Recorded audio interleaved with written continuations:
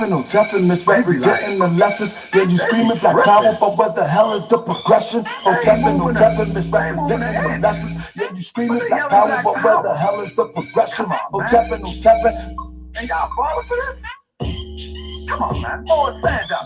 No tapping, but like your brain just fake. You keep screaming black power, but ain't busting the grace. Silly Seti be yelling, he do a whole lot of cussing. He be talking all loud, but ain't saying nothing. Tell you bang on the beat, but he don't bang in the streets. Yeah, he bang on the mic and charge you for a seat. Let's beat what they say, and then peep how they roll. Shaka put on his makeup and said he powder his nose. Said you gotta be kidding me, talking about my fans. Shaka rocking that Remy and said he a cokehead. I call him Remy and Coke. I mean, them boys are a joke. I wish they would step to me and I be going for broke. Oh yeah, I talk with aggression, prefer to stick to the lessons. They be talking about Moors like they be banning them weapons. I know they only hotepping. Yeah, they fake with the lessons. They be talking the hard, but where the hell is the progression? Hotepping, misrepresenting the lessons. Yeah, they screaming black power, but where the hell is the progression? Hotepping, oh yeah, they fake with the lessons. Yeah, they screaming black power, but where the hell is the progression? Hotepping, misrepresenting the lessons. Yeah, they screaming black power, but where the hell is the progression? Hotepping.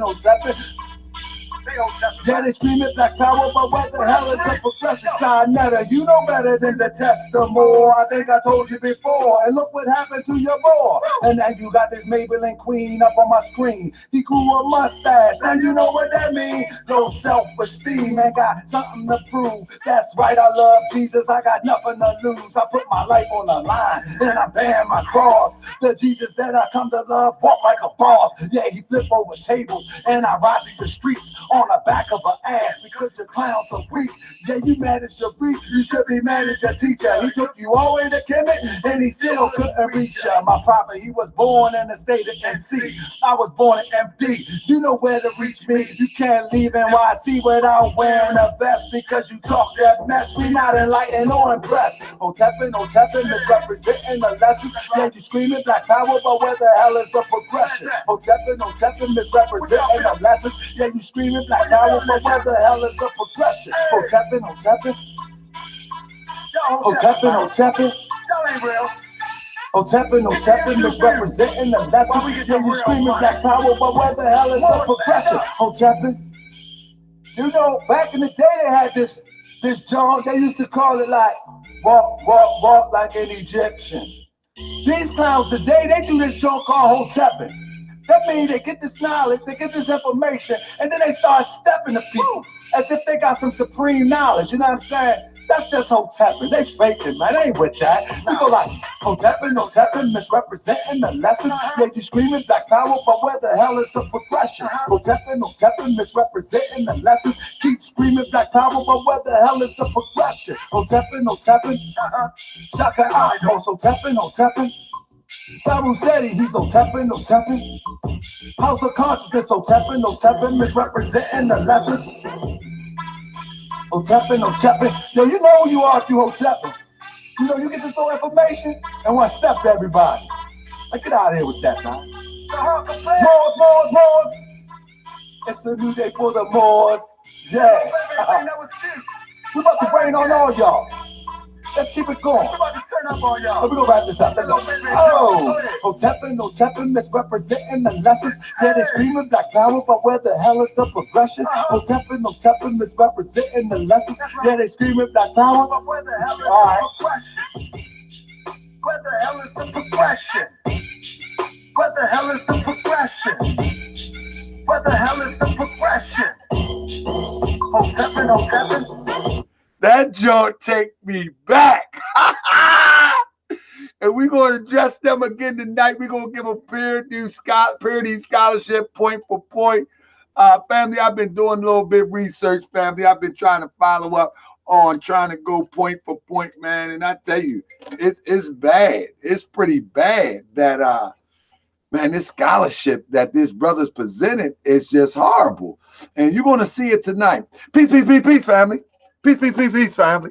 I need to sample that one. We lost.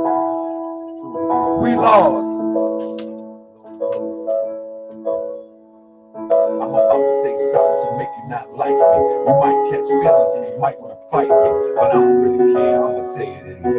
Why most committed guys seem soft and gay? I'm not saying all for the large amount. Have you ever heard the words that come out of the hey, like a sailor, but they follow my I ain't sharing this all night. Let's go. You're thinking it's hot.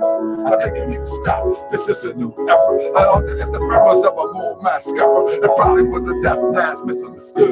Don't let them D boys catch you up in the hood. Why NOI? Stop patrolling the block. We get shot by the cops and they calling the cops. Come on, y'all was on another level. The black man was God, the white man the devil, now the white man, or better yet the European, and the Mars and the bean pies are sold by Koreans. I'm talking what I'm saying, I'm just a reporter. How you call a woman a beat and you got a daughter? Talking about the Hebrews, the demonized women, and choose Esau over brothers and Kevin. Probably timid, soft, and scared to fight.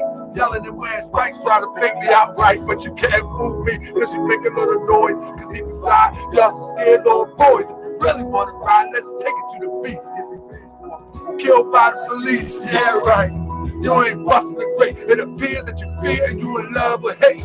Correct me if I'm wrong, we might all don't get along. European psychology got us all gone. You think we divided? Cause I wear fez and you wear oak and he wear dreads, but the vision don't start there, it starts in the head. I'm here to wake you up and get you out of the bed. We lost.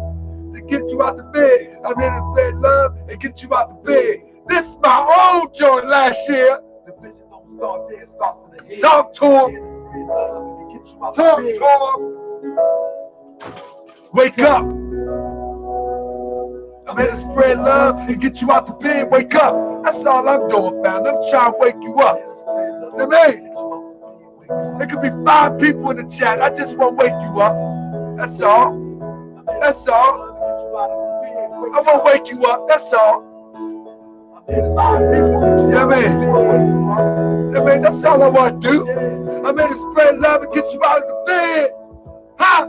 Wake them up to holler.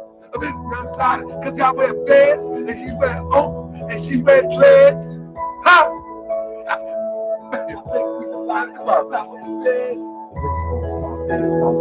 Salute, family.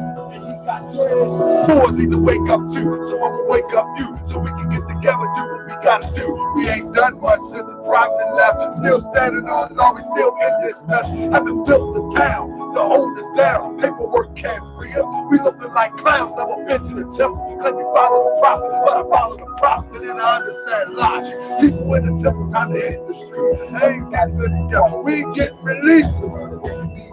That's just all crazy. Don't fees ODing in the hood on the daily. We take the chemicals, we take the serve. We writing over information, we got some nerve. We lost. You think we divided? Cause I wear fez and she wear oaks and he wear dreads. I messed that up. It's been a minute. Talk short. Y'all ready? Family. I asked y'all to share this. You know what I mean, family? I'm about to start this in about 3 minutes. 3 minutes. Let me put my my Noble Temples app in there, man, because I be putting in a lot of work. And if anybody wants to support the cause, I ask that you, everybody else do it. Why not me? You know what I mean? I ask that you support from the Cash App. You know, $2 can always buy a paintbrush. I mean, even matter of fact, even the dollar store right now sell paint brushes, paint pans. If you want to support the Moorish village, you know what I mean? You can put $1, $2, $5, $20. It's all good. I'm telling you, dollars add up to 2. And I'm telling you that you're going to see the results with your contribution. So throughout the program, I'm going to be putting this in. I do put in a lot of work, though, family. When you see this presentation tonight, you will agree with me that I put in a lot of work. Not only right here on the scholarship, I'm getting my scholarship up, family. I'm getting my scholarship up. Let's open the show up real quick. Let's open the show up with my favorite song right now, right in this era time. This man was teaching Islam here ahead of everybody else. That means ahead of Master Pharoah Muhammad. Hold on, fellas. You know what?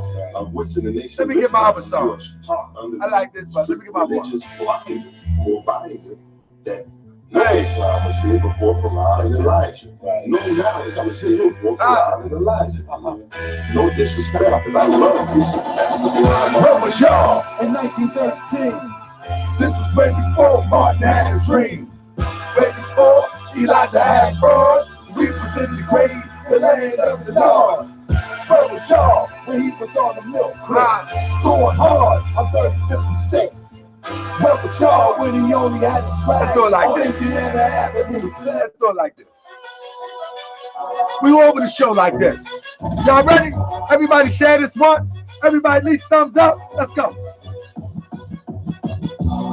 I'll be that boy you gon' remember. Hey, I'ma be that boy you gon' remember. That's right. I'll be that boy you gon' remember. To Huckabee front line till the law call my number. I'll be that boy you gon' remember. I'ma be that boy you gon' remember. That's right. I'll be that boy you gon' remember. To Huckabee front line till the law call my number. You a friend of the Lord, then you a friend of mine. I was told to watch my enemies, now hold my line. Those that speak against the prophet, they speak against me. And I speak about the prophet over Ali. Who was the first to remind you and bind you back to Morocco, the mountains, Mississippi, and Quebec? Told you wasn't black, proving the straight fact. You tripping off drugs, you need to be tripping off that. And here we go again, acting like you a slave. The same people talk European out of fame. And look at that women buy European hair. The love for self, but do the men really care? Hell no, but they got a love for Europe. First generation take the bill, feed and serve. Yeah, they love no naughty, Tucci, Gucci, Kodak, Amigo, Ross, Lucid. But when the love for the woman look like your brother, I guess they say it's all now I'm up with it's under the cover. Now it's like, I'll be that one you gon' remember. I'ma be that one you gon' remember, that's right. I'll be that one you gon' remember. To Huckabee front line till the law call my number. I'll be that one you gon' remember. I'ma be that one you gon' remember, that's right. I'll be that one you gon' remember. To Huckabee front line till the law call my number. Super scholars holler. This era for the workers. You ain't building on the ground, then you wasn't in the worker. You look at so good, but it's only on the surface. I ain't working for the people. Now tell me what's your purpose. Ain't worried about your homie, but know that I know every low that rockin' players. He ain't my bro. Yeah, you know I ain't slow. I see it all before. How they try to kill the prophet and was all for show. And some got it right now. Don't say that I'm not down. I'm coming for my bastard state. I want my town, my sheriff, my stores, my school, my nation. Sick and tired of the procrastination and debate. Y'all keep hating when love is the savior. You don't love yourself, so you can't love your neighbor. That's why you killing, fighting, marry out in your face. If you ain't from Moorish world, then get out of my face. Cause Chinese love China, Italians love Italy. If the youth is love the Moorish world, come on and build it with me. Let's go. I'll be that one you gon' remember. I'ma be that one you gon' remember, that's right. I'll be that one you gon' remember. To Huckabee front line till the law call my number.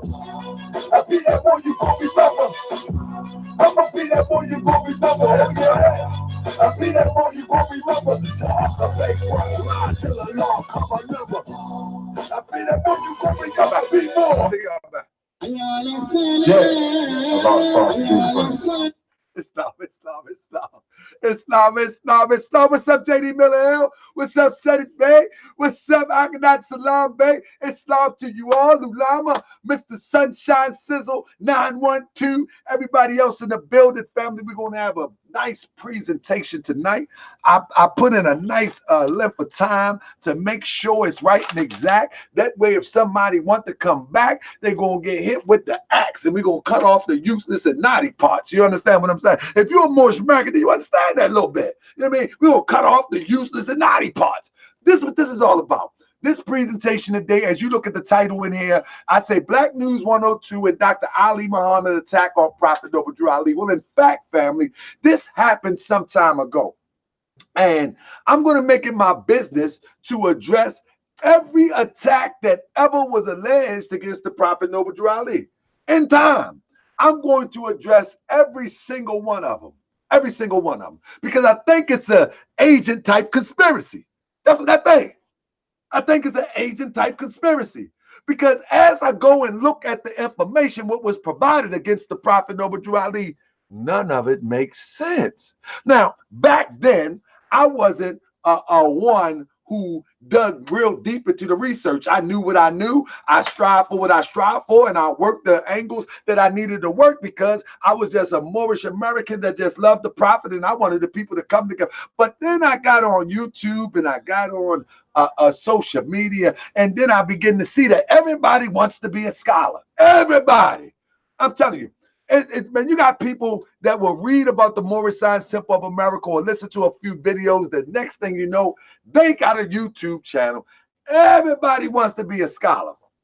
Now, if anybody are familiar with growth and development intellectually, in order to grow and develop intellectually at a good pace, you first have to be underneath somebody or schooled by somebody who knows something. That's first and foremost. Now, normally what happens when you are a student or a follower of one who knows a little something, if you're diligent in your studies, what'll happen is there will come a time when the teacher and the student, especially as Asiatics, will clash. But that's not a bad thing. What happened is that the student has taken the lessons to heart, and they have learned, and they begin to build on the foundation of the teacher. And I'm not talking about the Prophet Noble Ali at this moment. I'm just talking about individual teachers that you come up under in the Moorish Science Temple of America. When you're truly sincere, you're always advancing and evolving.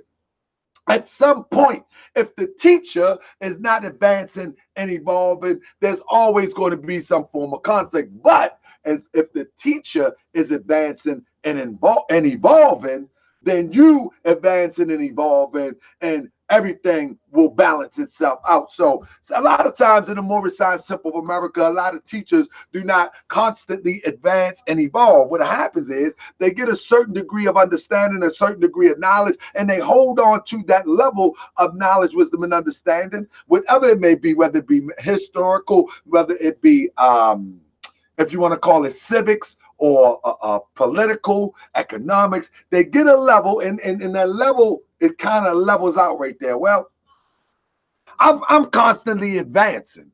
I feel as though I'm constantly advancing. And as I do deeper research into the accusations against the Prophet Noble Ali, and I spend my money to dig it up, and I travel and I read and I research on the internet, and I try to pull from every corner I can find to try to put this puzzle together so the public can know what it actually looked like. I come to see that many people outside of the Moorish Science Temple of America who are speaking on the teachings of the Prophet Noble Ali are clueless. And I'm talking about extremely clueless. And I'm not talking about, just a little bit, a smidget.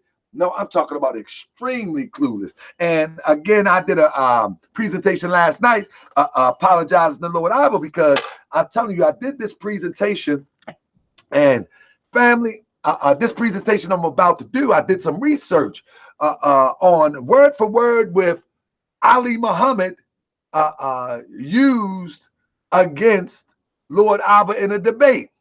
And family, no, I'm gonna tell you the fact of the matter. The fact of the matter is this. This is nothing against Ali Muhammad. Again, actually like the brother. However, I think his intentions are not genuine. I don't think his intentions is genuine. To be a genuine researcher, you have to at least weigh both sides of the coin. You can't weigh one side and not the other side. In other words, as I was listening to the brother presentation, he was actually using a lot of Taj Tariq and Marrakesh stuff. And come to find out, he had ran with Marrakesh, Taj Tariq, and et cetera, et cetera. And so, because that is the matter, I know you got a misunderstanding of what the prophet teaches is all about. If you're not a part of a Moorish Science Temple of America that can trace their elders back to the prophet himself, because we're not that far removed from the prophet Noble Drew Ali. It's not like we 400, 500 years. You know, we're not that far removed.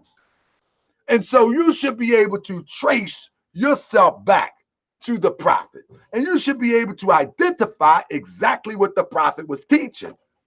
Either two things happening. You allowing yourself to be misled, misguided, and fooled, and you don't care. You just want to wear fez and be proud to say Islam.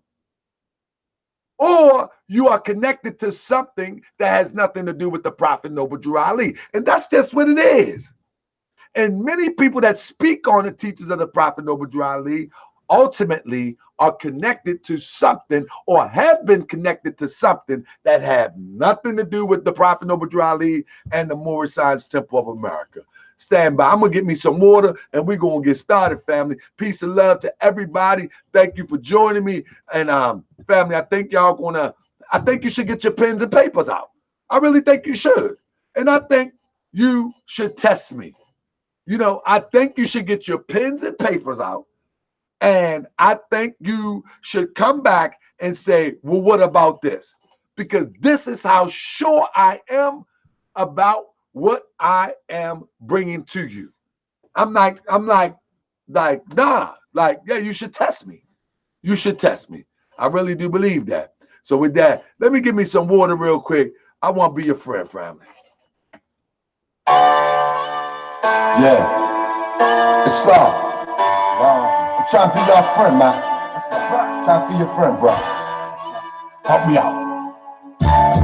Meet me halfway. I wanna be your friend. Peace and love. Let me be your friend. Peace and love. I said you ain't never met a more like me, and you ain't never ever gonna meet one again. But let me be your friend. Peace and. That's right. I'm back already. Back like I left something, and I did. You know. First and foremost, let me rise and give praise to the great God of the universe, Allah. I give honor to his prophet, the noble prophet, Drew Ali. I give honor to everything pertaining to Moors. I give a special honor this day for the brother who opened my eyes up to a lot of information and put me on a path to seek more, Brother R. Edwards L.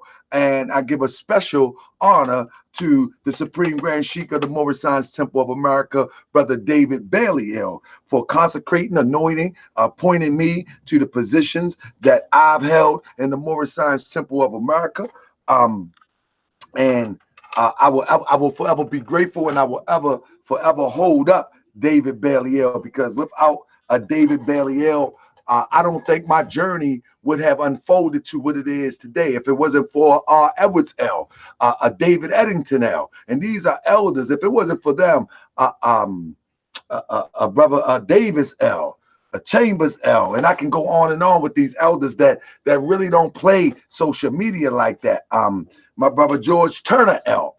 But I can go on and on.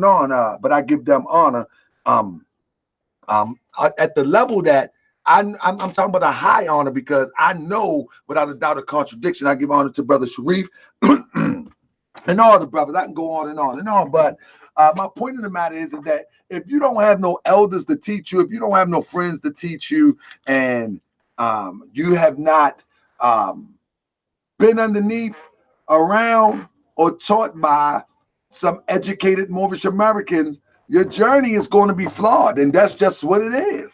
And how do you determine who's an educated Moorish American? I know people might get mad at you because they get mad at me. But if you're a teacher, if you always said, the prophet said, keep saying it. Because what you're doing is you invoking the prophet name and you giving the people the source. But people get mad. Why you keep saying the prophet said, the prophet said? Because I'm going to take you to the prophet and we're going to compare what the prophet said as to what reality is. And you'll see that it's right and exact.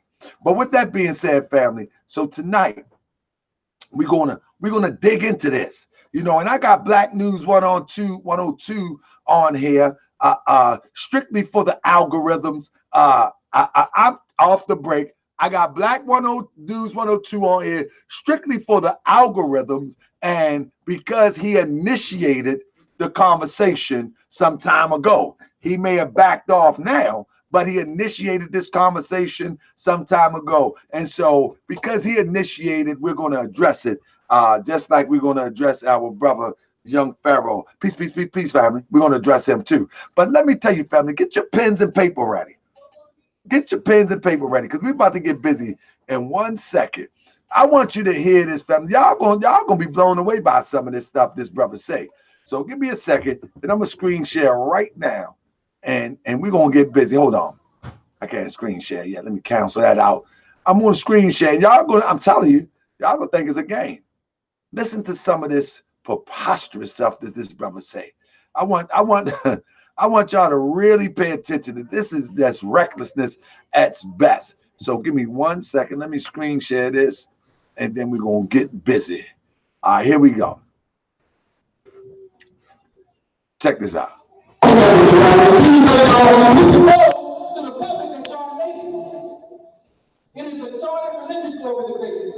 I want y'all to listen closely, and I'm gonna repeat so y'all will not get it confused. All right, check it out. These members are citizen subjects of the United States. All evidence shows Drew was a Mason.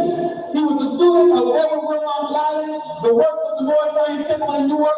He was associated with the ancient Egyptian Arabic order of the Nobles of the Mystic Shrine via Dr. Prince Solomon, aka Abdul Hamid Suleiman. He did not have a proper knowledge of the law. He plagiarized and copyrighted and infringed 2 books to write his fake Quran. Drew said he said. Now listen.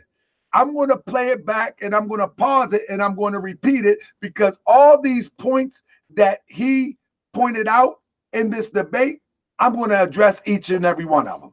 And it's about 7 of them.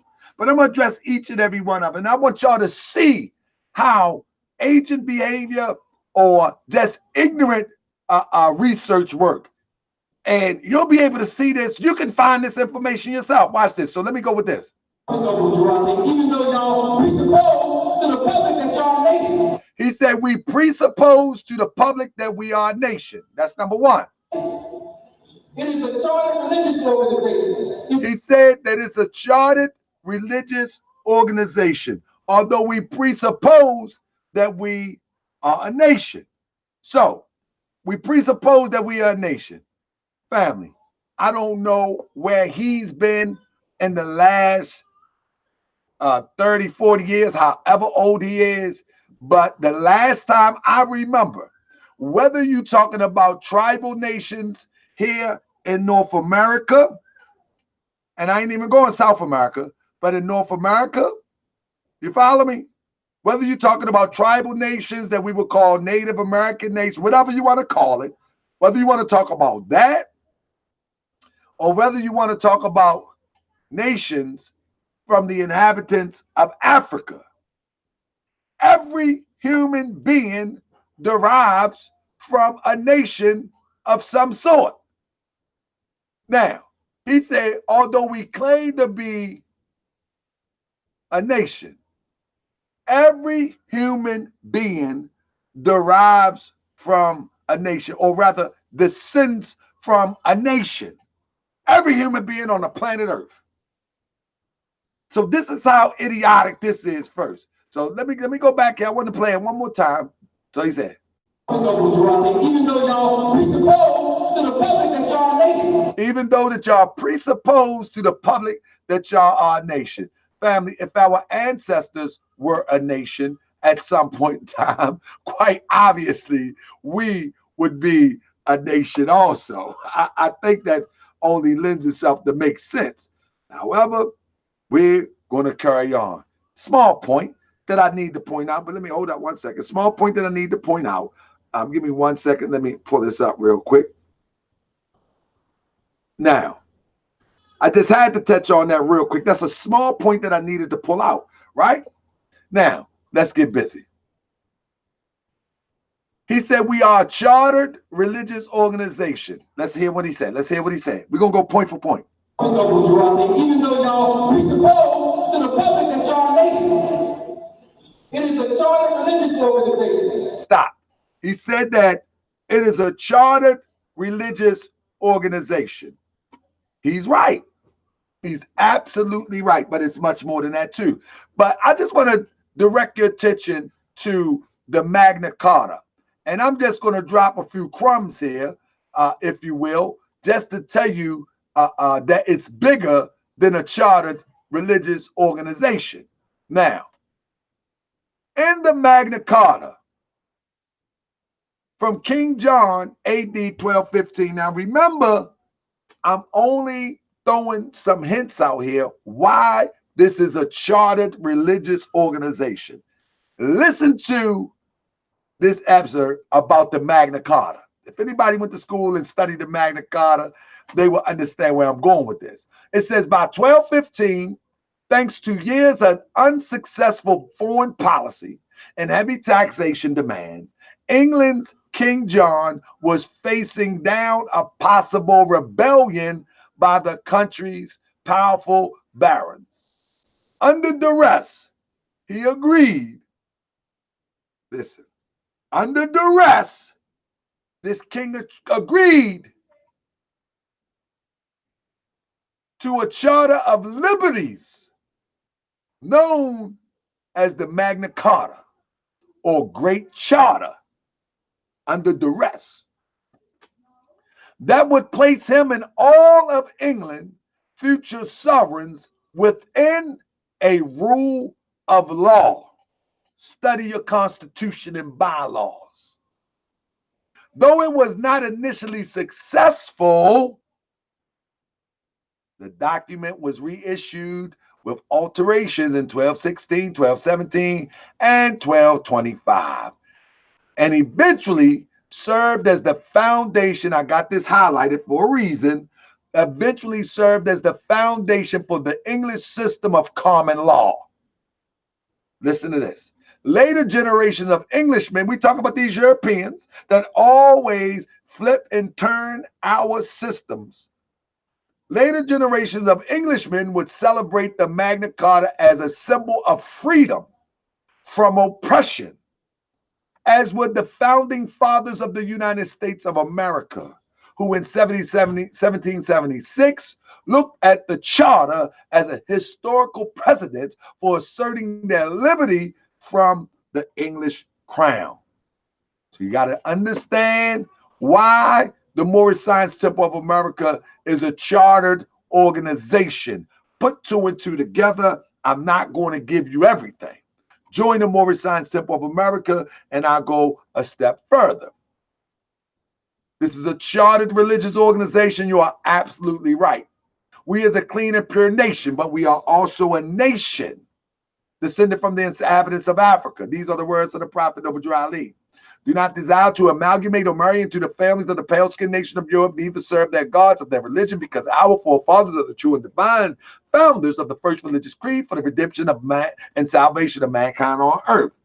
You see, so you have to understand why this is a chartered organization, but you have to also understand that it's a little bit more than a charter organization, just like the Magna Carta starts with a charter, but it's about asserting their liberties. So, of course, it's a chartered organization. I hope you can put two and two together. It's a reason for that. All societies, I'll add this, all societies, modern societies, are established by charters.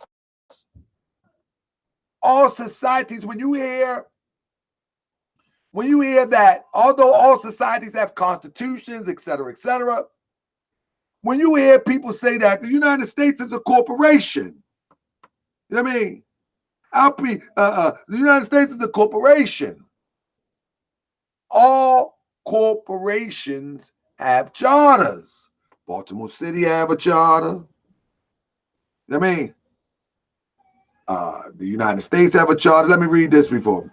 1260, right, but our people believe that they were here in 1619 and therefore don't apply. I teach we already here myself. Absolutely. We were here. Some came and some were already here. Absolutely right, brother. So another thing that he says, I'm going to go to about subject citizens. Listen to this.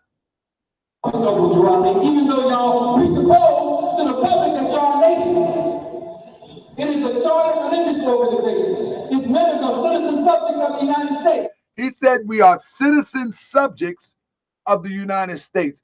Family, this is why we got to study and pay attention to this stuff, because that's an oxymoronic statement.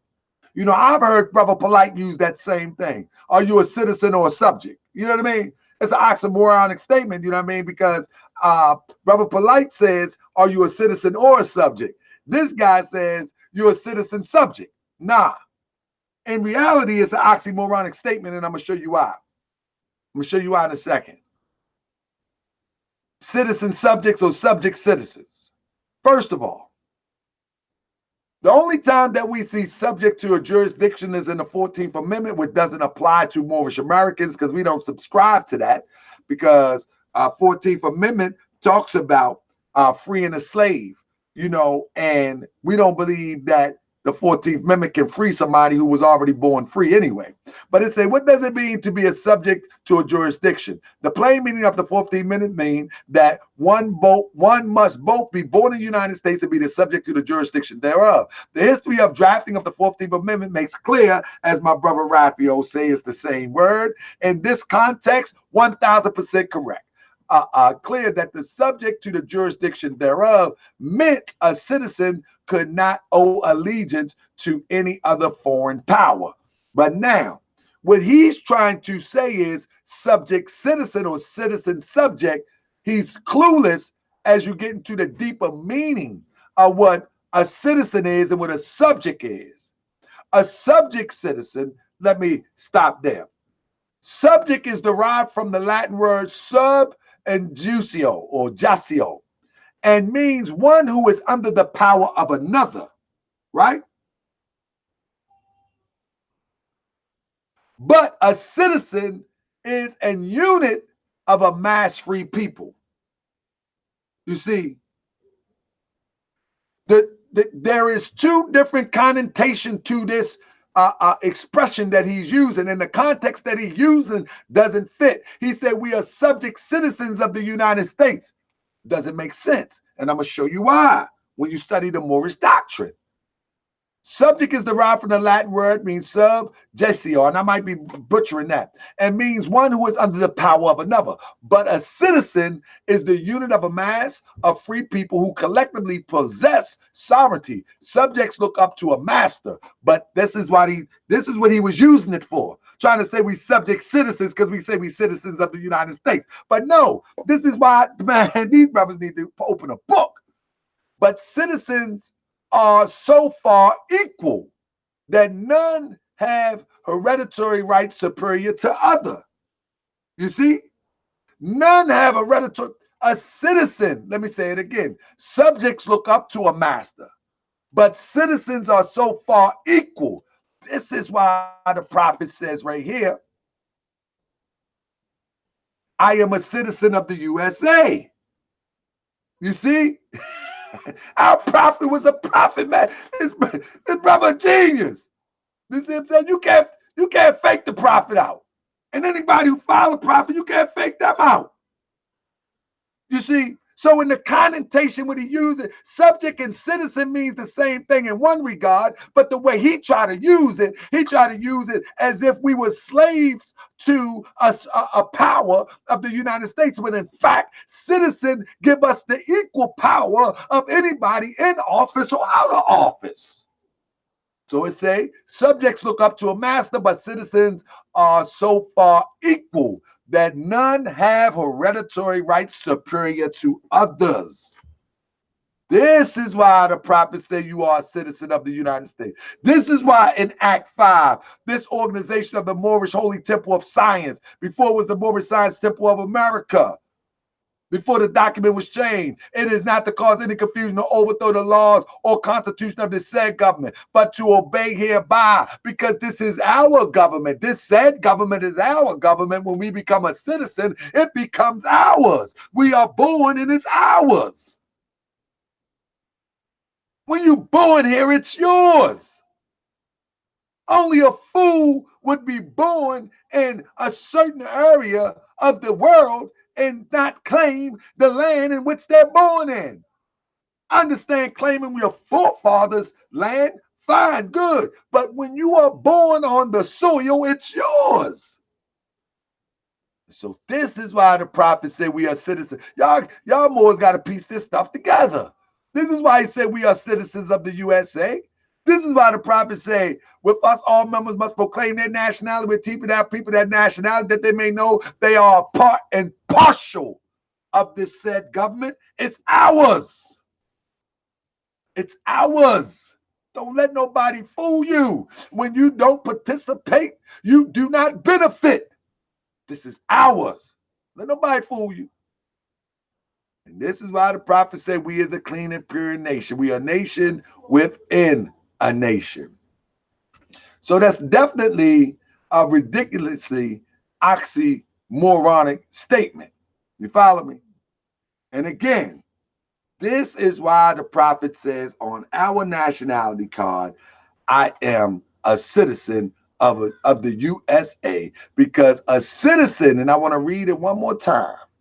I want to read it one more time, because a citizen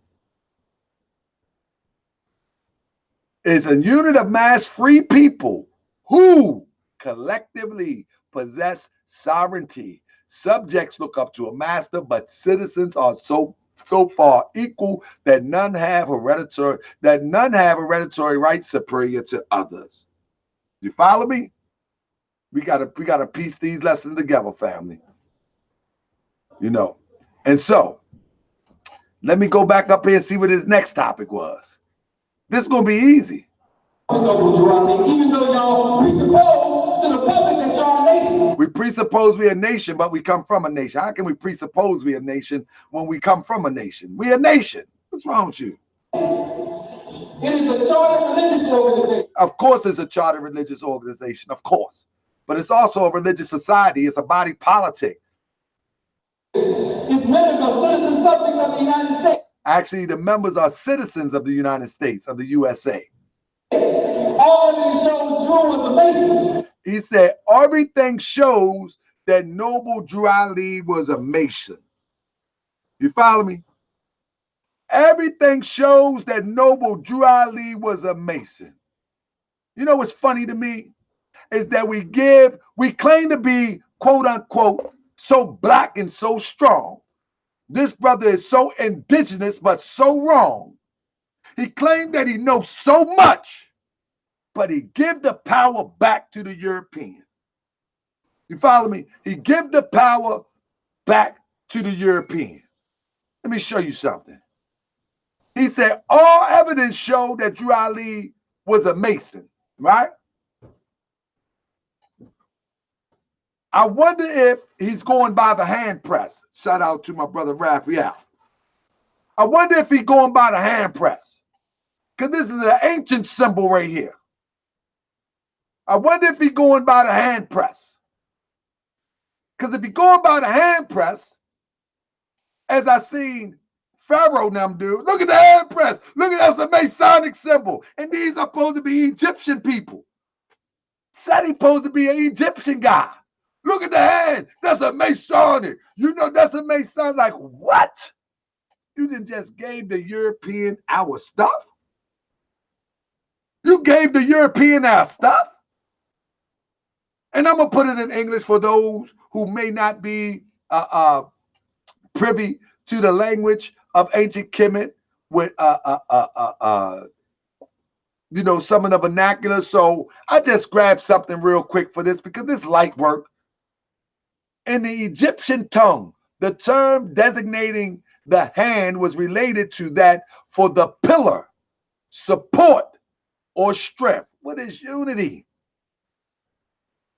And for the palm, don't we press palms? In esoteric doctrine, the position of the hand in relation to the body and the arrangement of the fingers convey precise symbolic notations. According to the Egyptian system of hieroglyphics, the hand signifies manifestation, action. Isn't this the uniting of Asia? Is that what the prophet tells us? Action. Is it unity an action word? According to the Egyptian system of hieroglyphic, the hand signifies manifestation, action, denoting and husbandry. That means we're going to produce something. We're going to seed something. We're going to plant something. We're going to produce something. In Egyptian hieroglyphics, the open hand signifies any specific human task as well as magnetic force. The familiar emblem of the linked hand is expressive of the viral fraternity or solidarity in the face of danger. I'm going to say it again. In Egyptian hieroglyphics, the open hand signifies specifically human tasks. We're talking about the open hand as well as the magnetic force. The familiar, y'all seen the open hand before. The familiar emblem of the linked hands is expressive of the viral fraternity or solidarity in the face of danger. Follow me? How you going to give this to the Europeans because you see a hand press? How you going to do that? How you going to do that? That's why these guys will never debate me. They will never debate me. They know I know something, even when I was hooping and hollering, saying a little something. They know. They would never debate me. Never. Definitely not now. It says, the hand placed on the breasts. Y'all remember that? Hold up. Wait a minute. Let me stop. Let me stop. Because y'all might think that's Masonic too. Let me stop. Let me stop. I got to get you right. I got to get you right. Let me pull this up because you say we Masonic. Maybe you think that because a European, 1 second, I don't want to slip nothing by because I know you're going to watch it. You know what I mean? You know what I mean? I know you're going to watch it. I know you're going to watch it. You know what I mean? So I'm going to give you something to watch. I'll give you something to watch in a minute. Give me 1 second. Work with me, family. I'm going to give you something. I'm going to give you something to watch in a minute. Give you something to watch in a minute. Because y'all talk crazy. And I like you talk crazy. I like it. I mean, I love it. Matter of fact, I love it. Now, let me put this right here. Now, there we go. Because we're going to talk about this too. You know what I mean? I like it. So, y'all want to give everything to this European. I know you do. I know you do. I know you do. I ain't going to let you do it, though. I ain't going to let you do it. I ain't going to let you teach Moors sellouts when you selling us out. You know what I mean? So you really think that that hand across the breast is Masonic, when in fact,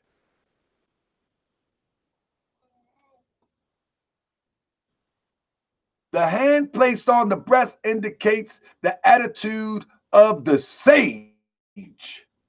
This coming out of ancient Egypt. Placed on the neck, it denotes sacrifice. Them Europeans sold all our degrees. They're using our degrees right before our face.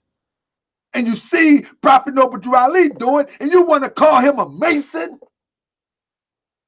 When in fact, it was an embarrassment to be a Mason.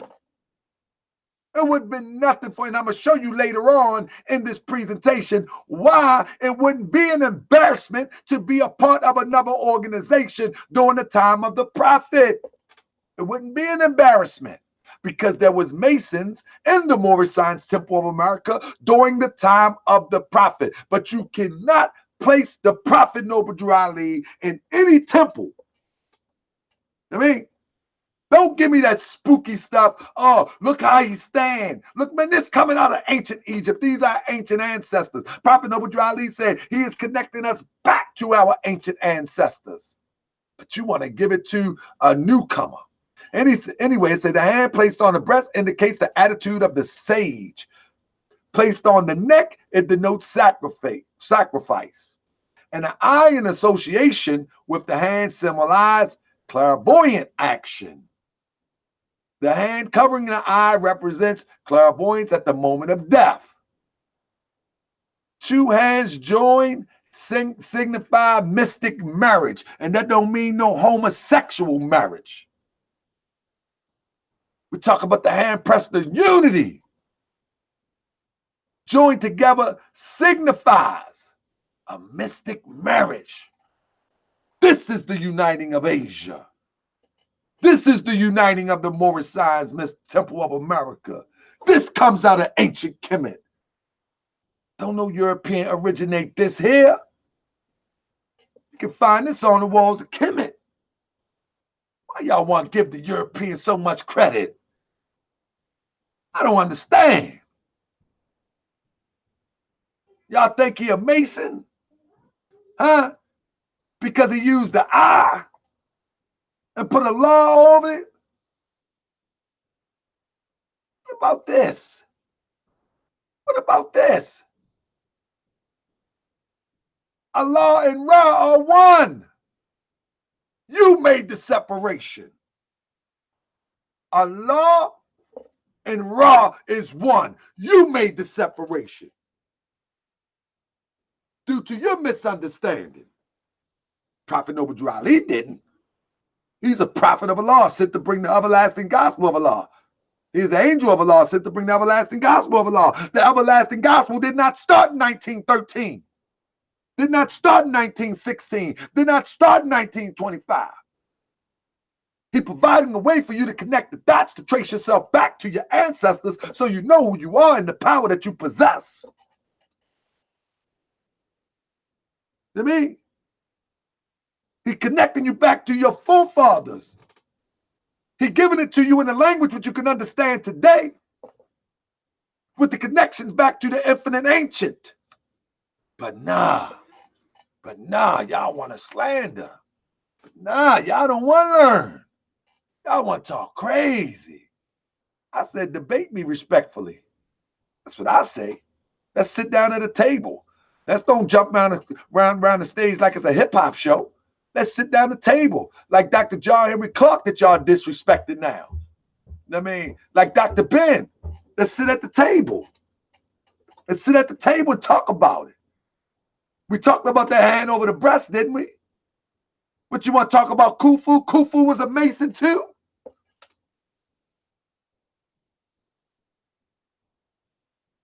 Khufu was a Mason too. As he hold his shepherd tool across his breast. Khufu was a Mason too. Let me know something. I know you watching. You seen your name in it yesterday. I know you watching. I mean, Adam 61 said, how do you know he was an Egyptian Adap? I'm showing you right now. And he wasn't an Egyptian Adap. He was an Egyptian Adap student. There's a difference. There's a difference. There's a difference between the Egyptian Adap and the Egyptian Adap student. A student is forever learning. And this fool had the nerve to say, he says he's the Egyptian Adap student who was his teacher. Family, ask me right now who is my teacher. I can tell you who set me on the path, but family, this information comes to me. This information comes to me. Ask me who's my teacher. I truly believe the cosmos is guiding me right now. 2 years ago, I wasn't here. I knew some stuff, but I could not articulate it. So ask me, who's my teacher? Go look at a video 2 years ago, 3 years ago. I don't sit down with a lot of elders and take lessons. Every lesson that you see on Moorish World TV, every lesson that your brothers get in the temple is lessons that I didn't study. I didn't put my comprehension on the table, and I pray, I meditate, and this is how it comes out. This is just how it comes out. So when the Prophet Noble Ali says he's the Egyptian Adap student, that means one who is forever learning. Now we're going to get into this one real quick, because we talk about the Egyptian Adap student. Hey, brother, let me explain something to you. You say Allah is the God, not the cosmos, but we understand. Brother, let me explain something to you. Allah is a part of every part. When I say from the cosmos, I'm talking about from the heart of Allah. That's indicative. Allah, listen, the sun is not Allah, but is noble His image. Allah is in, out, and in everything. So when we say cosmos, we're talking about the ethers. Brother, you can grab it out the ethers. The ethers is the energies, the vibration. So when we say that, brother, come on, brother, work with me, brother.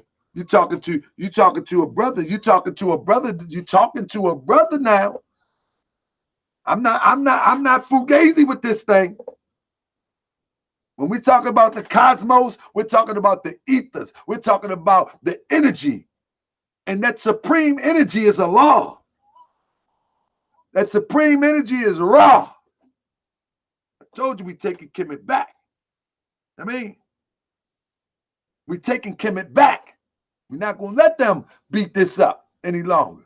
So let's go to the next point that I'm gonna bust up. Even citizen subjects of the United States, all evidence shows Drew was a Mason. He was the student of Edward Wilmot Lyden. Now he said he was a student of Edward. That's what he said. That's what he said. He said he was a student of Edward Wilmot Blyden. This is what he said. Listen up. And it ain't him. His name ain't no Jew, Brandon Jr. But that's not Brandon Jr. Now, I didn't even touch on this right here. What he was talking about right here was that Prophet Noble Drew Ali didn't go to the Pan-American Conference and he wasn't on the list and da-da-da-da, which that already been debunked. So I didn't even waste no time with that. You know, we got the Borden Manifesto. We got the articles from the paper. So, I mean, we're not even going to deal with that. You know what I mean? Unless he want to test that theory. But so I didn't even want to touch that. So, Stacks, hey, if you ever hear that again, refer back to this lecture and put the Moors in detention. Next, they talk about. Now, this is the part you need to pay attention to. Noble Drew Ali, we have to read as a people to study. They talk about Noble Drew Ali as if he's the first one to ever discuss nationality amongst our people. There is no Moorish American that I've ever heard that say Prophet Noble Drew Ali was the first to ever discuss nationality. I don't know where he got that from, but this is how he get the crowd caught up in emotionalism. There is not, I never heard a Moorish American say that Prophet Noble Drew Ali was the first to discuss nationality. And if they have said it, they said it in error.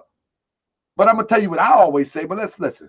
And that is the foundation of their argument against us, that nobody talks about nationality. So therefore, Noble Drew Ali came to save our people because he talked about the most integral subject, which is nationality. He didn't just talk about nationality. He organized around nationality, but let's just let it play. Here is Edward Wilmot Blyden in 1867. Noble Drew Ali was a negative 19 years old.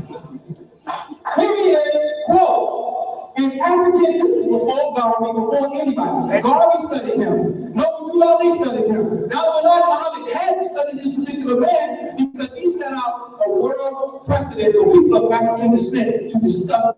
Family, I want you to listen to this close, and then I'm going to run it back to you. I want you to listen close. Watch this.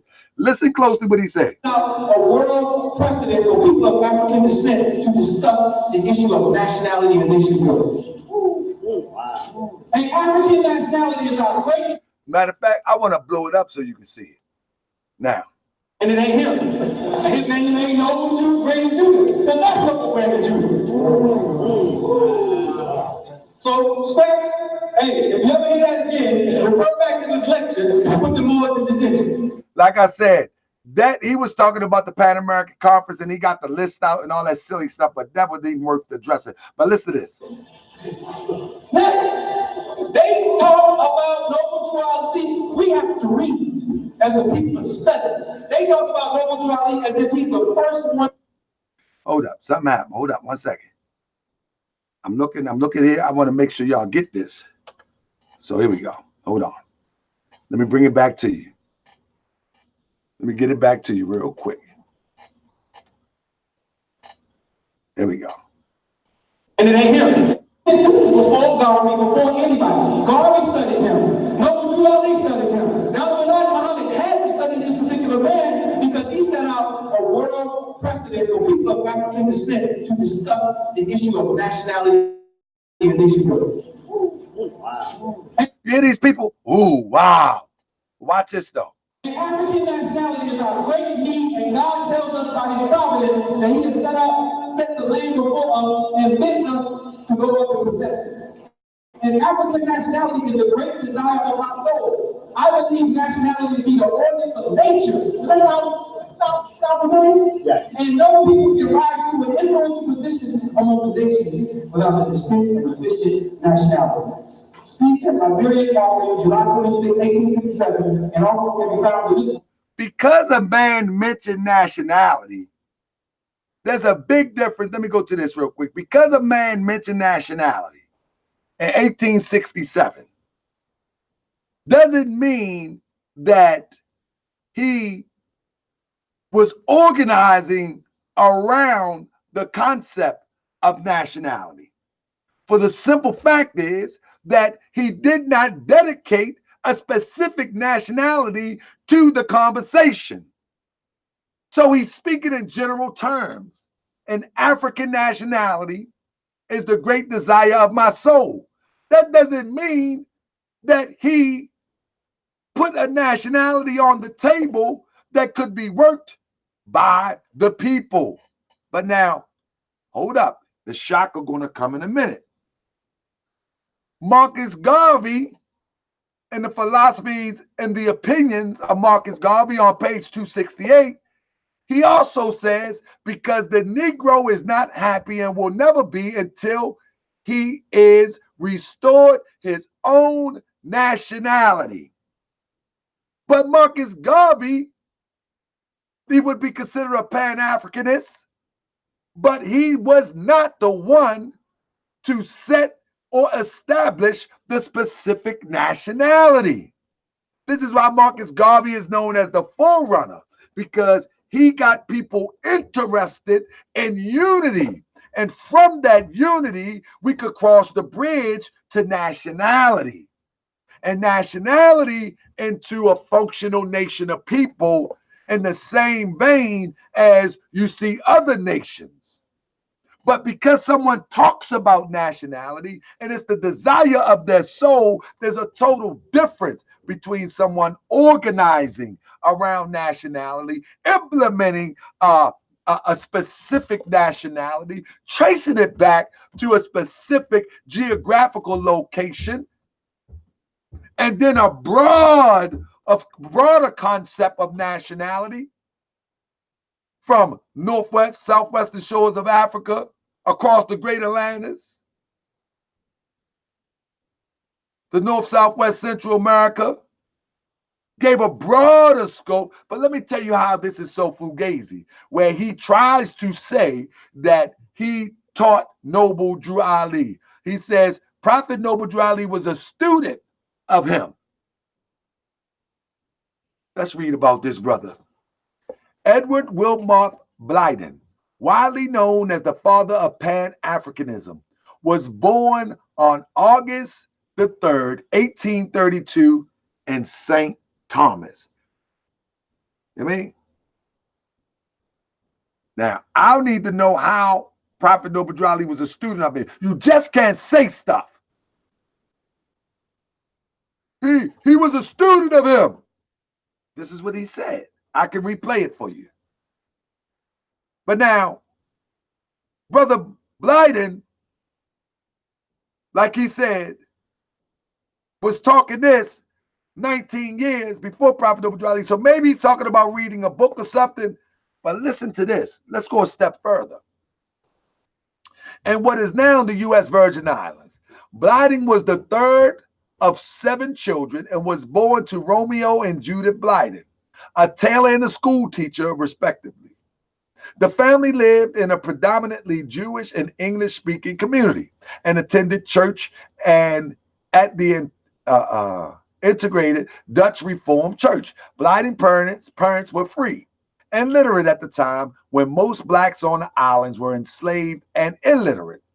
In 1842, the family moved to Portobello, Venezuela, where Blyden first discovered his facility with language, his facility with languages. He also found that black free Venezuelans perform much the same menial labor as enslaved blacks in the Virgin Islands. Now, family, listen to this.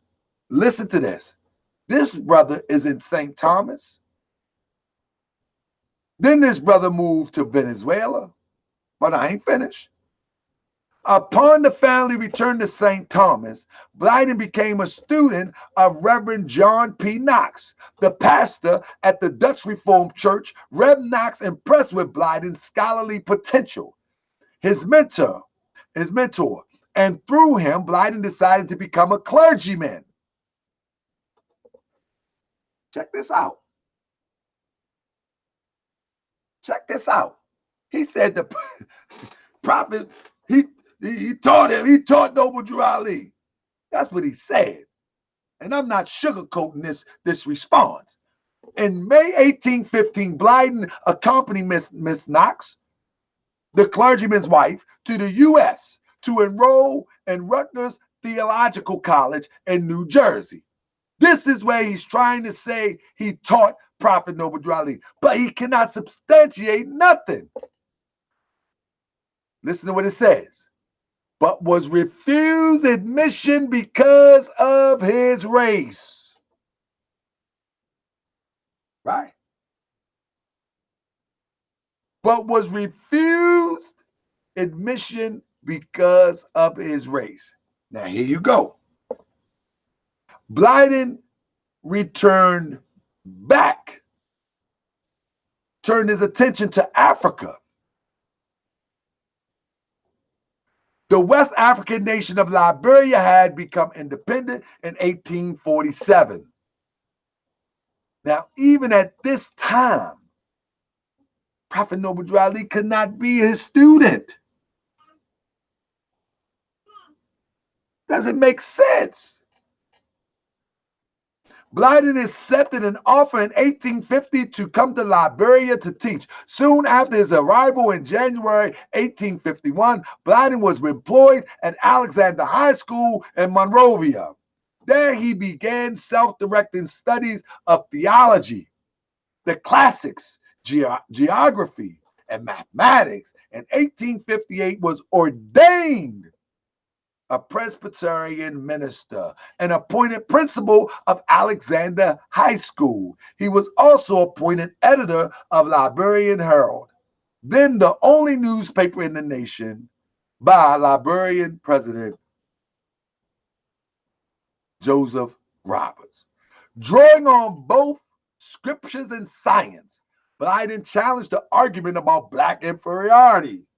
They were increasingly popular in Europe and North America during this period. He argued black equality and used example of little-known successful persons of African ancestry. Between 1856 and 1887, Blyden authored 4 books: A Voice from Bleeding Africa, A Vindication of the African Race, being a brief examination of arguments in favor of African inferiority, Africa for Africans, and Christianity, Islam, and the Negro race, as well as numerous articles in advance to advance his case. Now, family, I haven't read all of these books. The main books that the main one that I'm addressing is the one where he uses and he injects in the conversation about nationality, yet he never organizes around any specific nationality. And this brother Ali trying to say that Prophet Noble Drew Ali is his student. Well, if Prophet Noble Drew Ali read his book, that's just like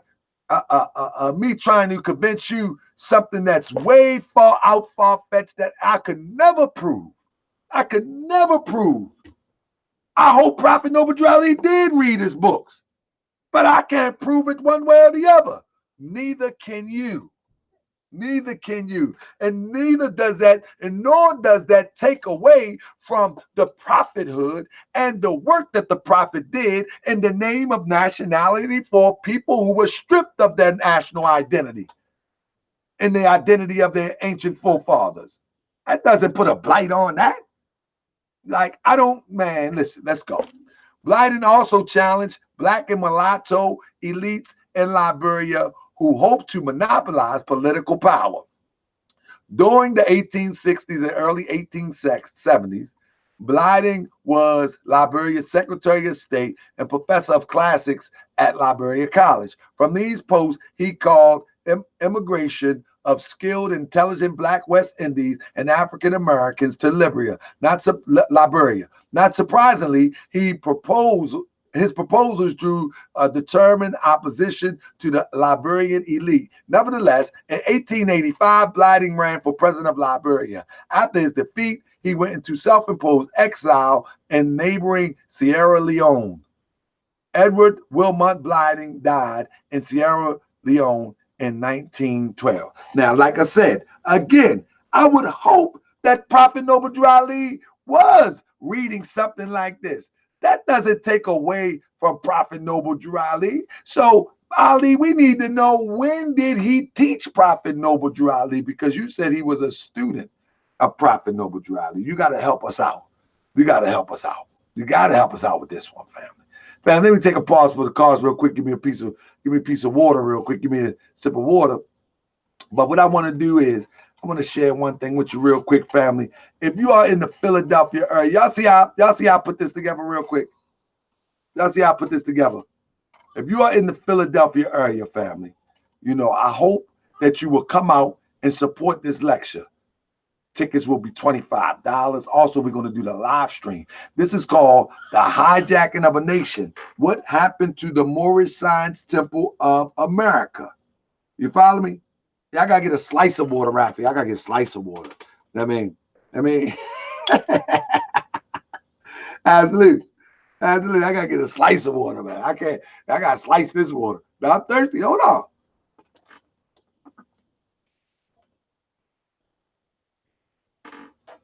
So, family, if you are watching this and you are in the Philadelphia area, come on out. 5445 Germantown Avenue on August 24th. I'm going to be promoting this every single time I go live because I want y'all to come out and to support. You know, you can get your tickets at Eventbrite. You know, come out and support in the same type of information that I'm giving you now. Or let me say this. The hard work that I put in now, I'm putting in the same hard work, and I'm talking about how the nation of the Moorish Science Temple of America, if you will, or the Moorish Science Temple of America, got hijacked. Why don't we hear about it today? What happened to it? What has been changed? What flipped the script? We got the story about Timothy Drew or Thomas Drew. You follow me? We got Pearl Drew Ali and Mary Drew Ali. People try to say he married 2 wives. He had 2 wives. And we got a whole bunch of misinformation that Moorish Americans have been following that I'll be clearing up. And we're going to talk about how this movement got smothered to the point where brothers like Ali Muhammad can say reckless stuff and nobody won't say anything until 5 years later, such as myself. Because at that time, I was always told that, man, don't worry about that stuff. Islam, or don't worry about that stuff. I'm like, nah, man, they just hit my prophet in the eye, and I gotta fight back.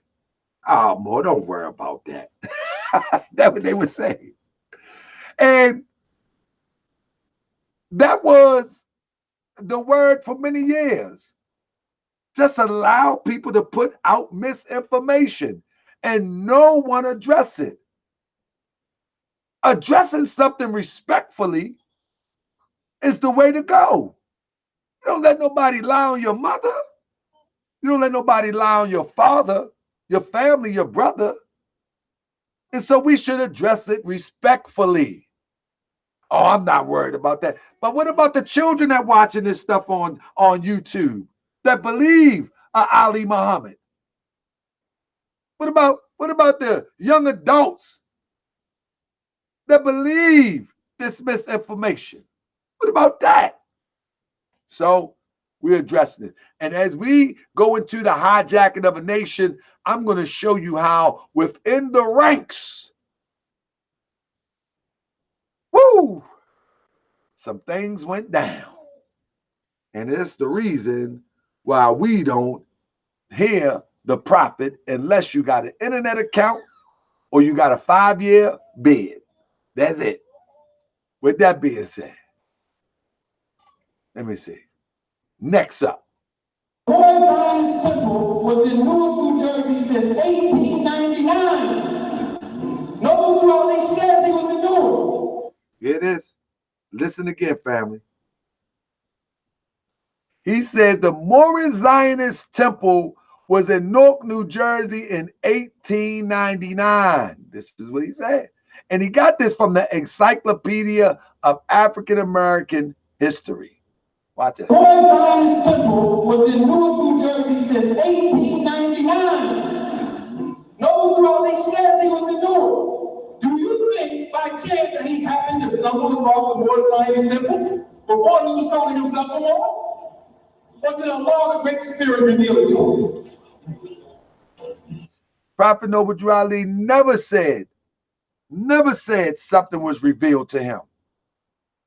I'll share in a minute. Here it is from the source, Encyclopedia of African American History, 1896, the present, edited by Paul Finkelman. Another early leader, Rabbi Leon Richelieu, established the Moorish Zionist Temple of Brooklyn in 1899. So now you have a man who was teaching about nationality. You hear what he said?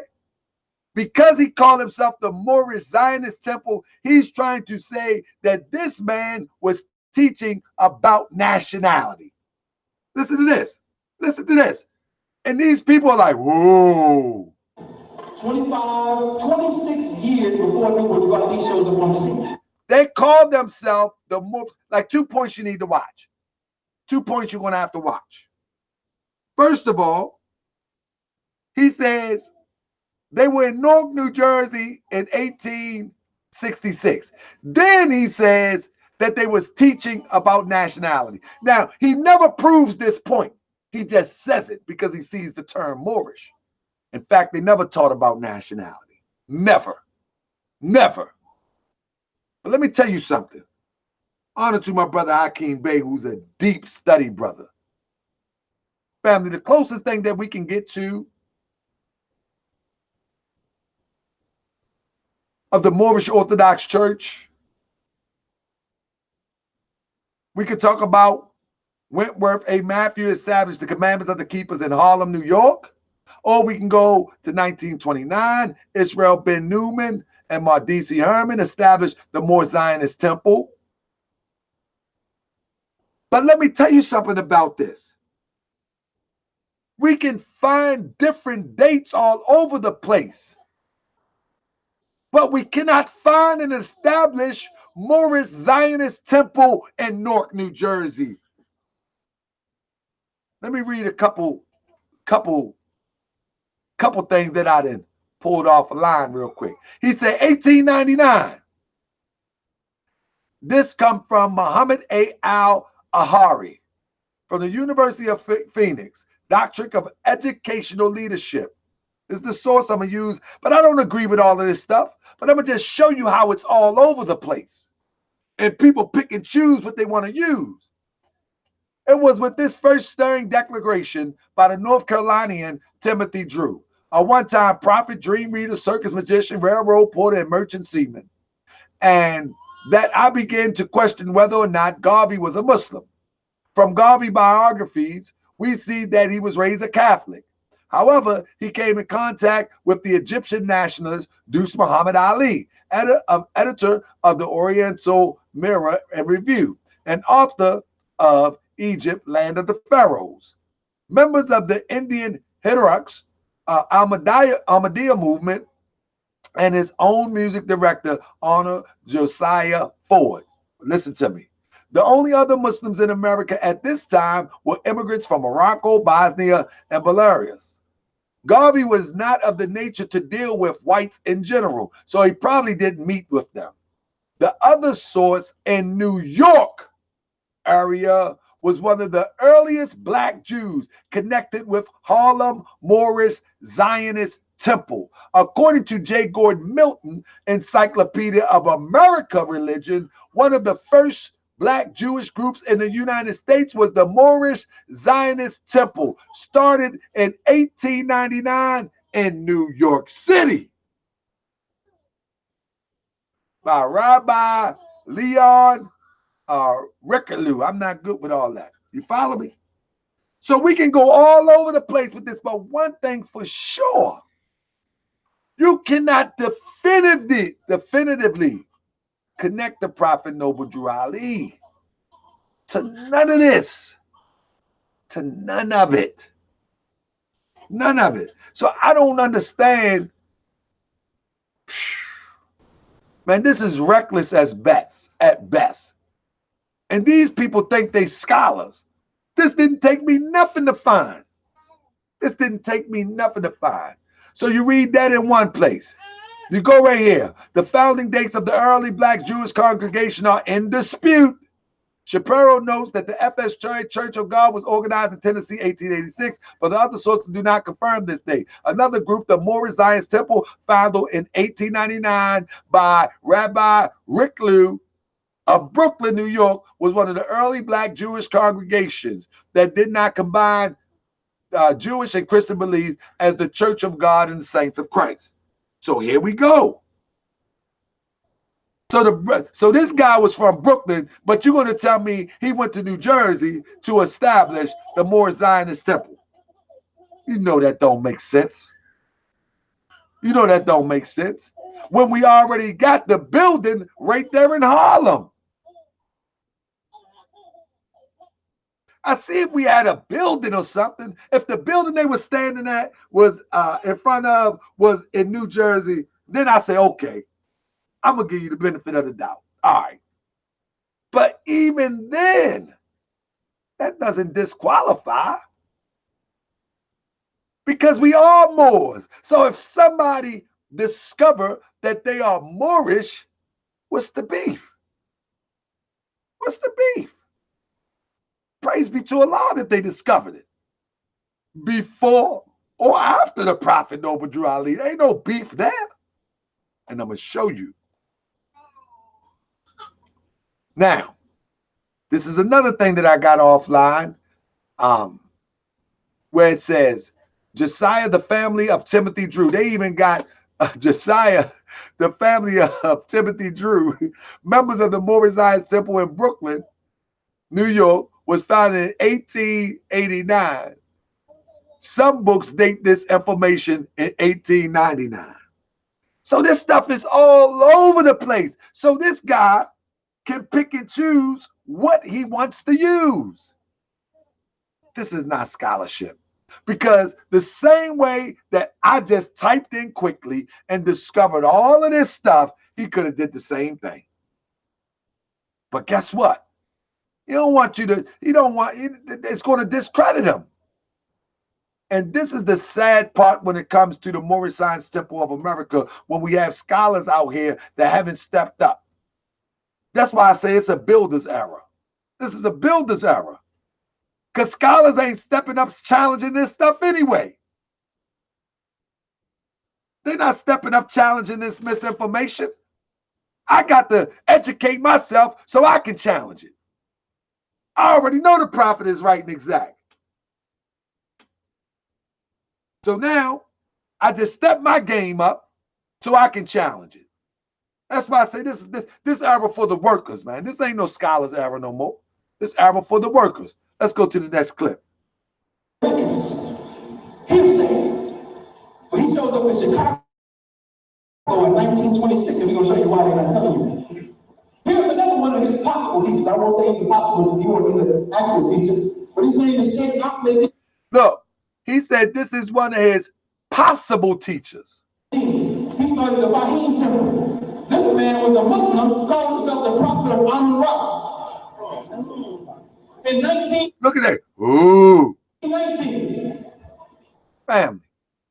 This guy's talking about a guy that started the Fahimi temple in 1919, when clearly Prophet Noble Drew Ali said the Moorish Science Temple of America was founded in 1913, and clearly we got the seal of 1915.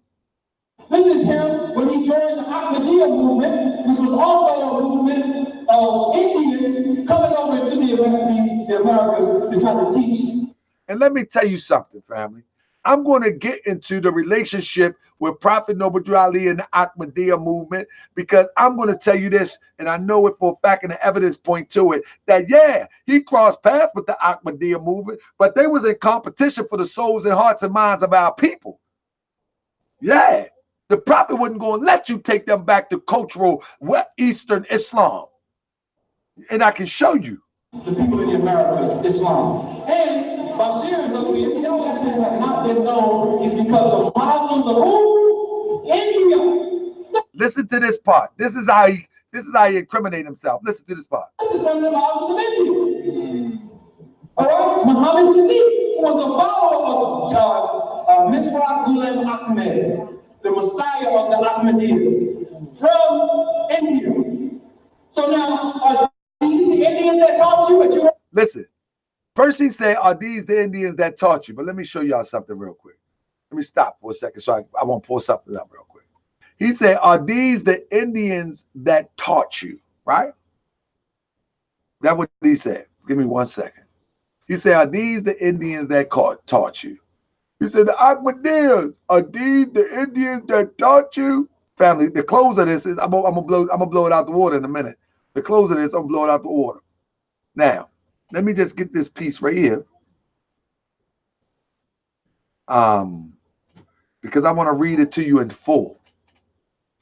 I want to read it to you in full, and I'm about to give it to you right now. 1 second. Here we go. All right. So I'm gonna rewind real quick. I'm gonna rewind it so you can get it right. Give me 1 second. I want y'all to hear what he says, and then I want you to read this. Because this brother is a poor scholar here. It's bad. It's bad, family. It's bad. I never thought, I used to like this brother teaching sometime, but I must was slipping. Man. I slipped on a banana peel or something. I was slipping. Okay, here we go. Let's hear it one more time. Here we go. Let me get him up. All right. So here you go. Let's listen. Here's the Ahmadiyyas from India. So now, are these the Indians that taught you, but you won't say it directly? You won't say I was an Ahmadiyya. I studied with the Ahmadiyyas. He said, are these the Indians that taught you, right? Instead, you say the Muslims of India, Egypt, and Palestine gave you records in the Circle 7. But actually, that might not be true either. You might have got that secondhand. See how you say all that? Now, this is what the Prophet Noble Drew Ali says. The lessons of this pamphlet are not for sale, but for the sake of humanity, we're talking about the Circle 7.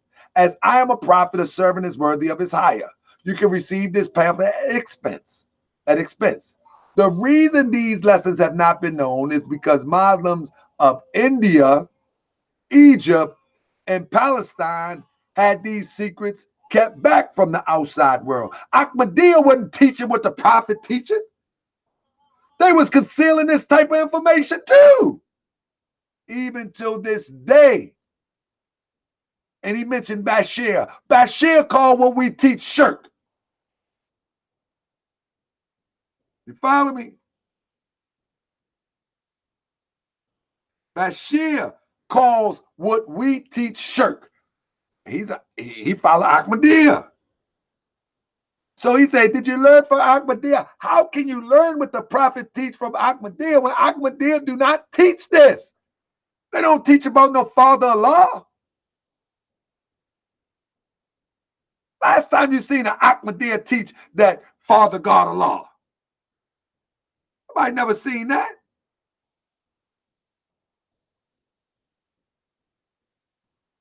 That's crazy. You've never seen a Ahmadiyya or any Sunni Muslim or Muslim of the East characterize God as Father God Allah, calling Jesus the Logos, saying that Jesus is elevated into flesh divine, explaining that you are God. Ahmadiyyas ain't teaching that. You talking about this? What you learned from the Ahmadiyyas? What are you talking about? That's crazy to me. So he also said that, let me go to the beginning real quick because it's something that he said in the beginning. He was saying, when he shows up in Chicago in 1926, and we're going to show you why they're not telling you. Here's another one of his possible teachers. I won't say he's impossible, he won't be the actual teacher, but his name is Sheikh Ahmadiyya. He started the Baha'im temple. This man was a Muslim, called himself the prophet of Amun-Ra. They talk about the Fahim temple. Let me stop this for 1 minute. They talk about the Fahim temple. This is what I'm trying to tell you. There was not ever a time during the Prophet Noble Drew Ali where he felt, and history shows this, where he felt threatened by any other Islamic or any of the esoteric organization. Never. There is no evidence to that. There is no evidence that he felt threatened by Masons, for Masons was all over the south side of Chicago, the good fellas, odd fellas, whoever they were, Prince Hall, they was everywhere. It was a popular thing. You see, that's why I would accept if, because Prophet Noble Drew Ali was so popular, and because Masonry was so popular, I will accept that the Prophet was a Mason if you can show me something. And I'm not talking about a sign and a symbol. Show me his card. Masons got cards. That's a secret. Show me something. But you can't show me nothing. So until, you know what I mean, when you can't show me nothing, then I got to make the concrete evidence say what it is. And at this point, the concrete evidence is the Prophet Noble Drew Ali is taking us back to our ancient forefathers' divine creeds and principles. From India, Africa, Europe, wherever we civilized, wherever we taught, he's bringing it in full circle. He's bringing it full circle and bringing it back to us. See, you have to show me something. See, you can't just say that today. Oh, the prophet was a Mason because he had his hand over his chest like Mason. No, Masons have their hand over their chest like the prophet. Get it right. Oh, he's a Mason because he got the eye right there. Nah, Masons got the eye right there like Moors and like those brothers and sisters of ancient Kemet. Get it right. Not giving nobody no credit beyond our ancient ancestors. If you can go before our ancient ancestors, then I give you all the props in the world. But if I discover that my ancient ancestors are the originators, I'm not calling myself something that my ancient ancestors did not call or did not and have an interpretation in the English vernacular that's equivalent to that. I'm not doing it. From when you look at the term noble, that comes out the Moorish Latin. Them British nobles, they got that from us. That's another story, though. That's another story, though. We're gonna break it all down, man. We breaking atoms tonight. Family, if you like, family, if you like what I'm doing, I mean, if you like what I'm doing, family, send a donation. Help a brother with this Moorish Village project at the Cash App Noble Temples. $2 can buy a paintbrush. Absolutely. $2 can buy a paintbrush. $5 can buy a paintbrush and a paint pan. So, I mean, support the building. But anyway, family, Let me get back to it because I'm gonna wrap it up with this last thought. I got one more last. I got a bunch of this stuff, family, and I think I went overboard, but this stuff was just crazy. So listen to this. Let's get back to it real quick. Hearsay. But he shows up in Chicago in 1926, and we're going to show you why they're not telling you. Here's another one of his possible teachers. I won't say he's a possible teacher, he's an actual teacher, but his name is Sheikh Ahmadiyya. He said, here's one of his possible teachers. I'm not going to say his possible or actual teacher, but possible. And this is what they do. He started the Fahim Temple. This man was a Muslim, called himself the prophet of Ahmadiyya. Now, the Fahim Temple. Let me just show you this real quick, family. This is an ad that you may have seen, and I think this come out the Chicago Tribune. And this is how I know without a doubt a contradiction. Maybe not the Chicago Tribune. It may be the other national paper in Chicago, but whatever it is, let's read this real quick. Funeral service are to be at 3 p.m. at Sunday and Neal Memorial Chapel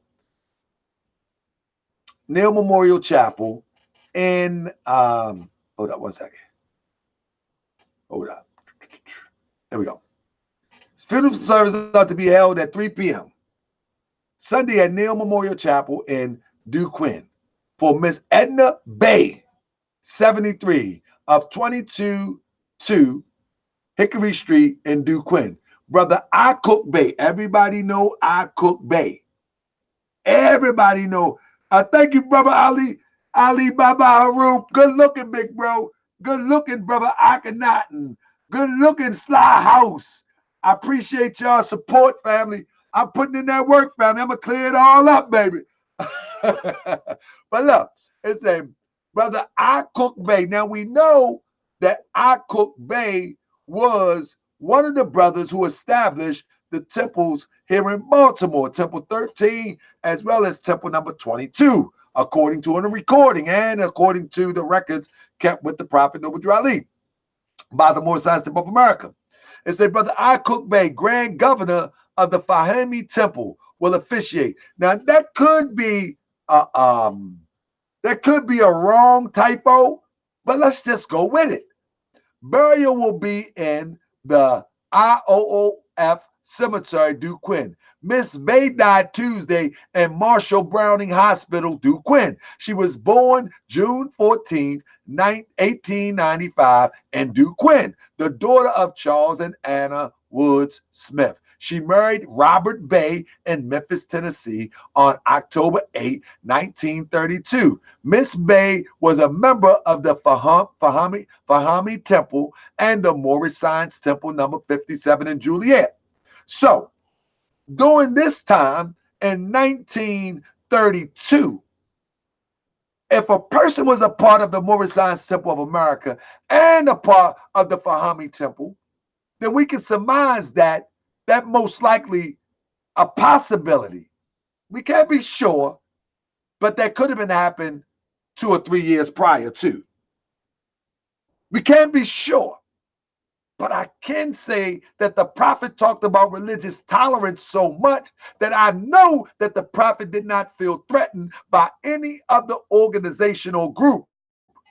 I already know that by his writings. And so to say that he is one of the prophets, like Paul Johnson is one of the prophet's teachers because he called himself a prophet of Amen-Ra, don't make sense. It doesn't make sense. Because before Paul Johnson, the prophet of Amen-Ra, began to perpetuate the Fahami Temple, the Moorish Science Temple of America, in practice, the Moorish movement, the Moorish National and Divine Movement had already been rolling. So maybe he could have came in contact with some of the prophets' Moors. Who knows? But again, you can't prove anything. Now here we go. Paul N. Johnson. Fahami is the name of the new Negro, Kimite. Culture founded on the background of our ancestor worship. Our due reverence for our noble ancestors, ancient and divine, whose wisdom graced the land. And he said, "Oh, he got on the fence too." That's what he said.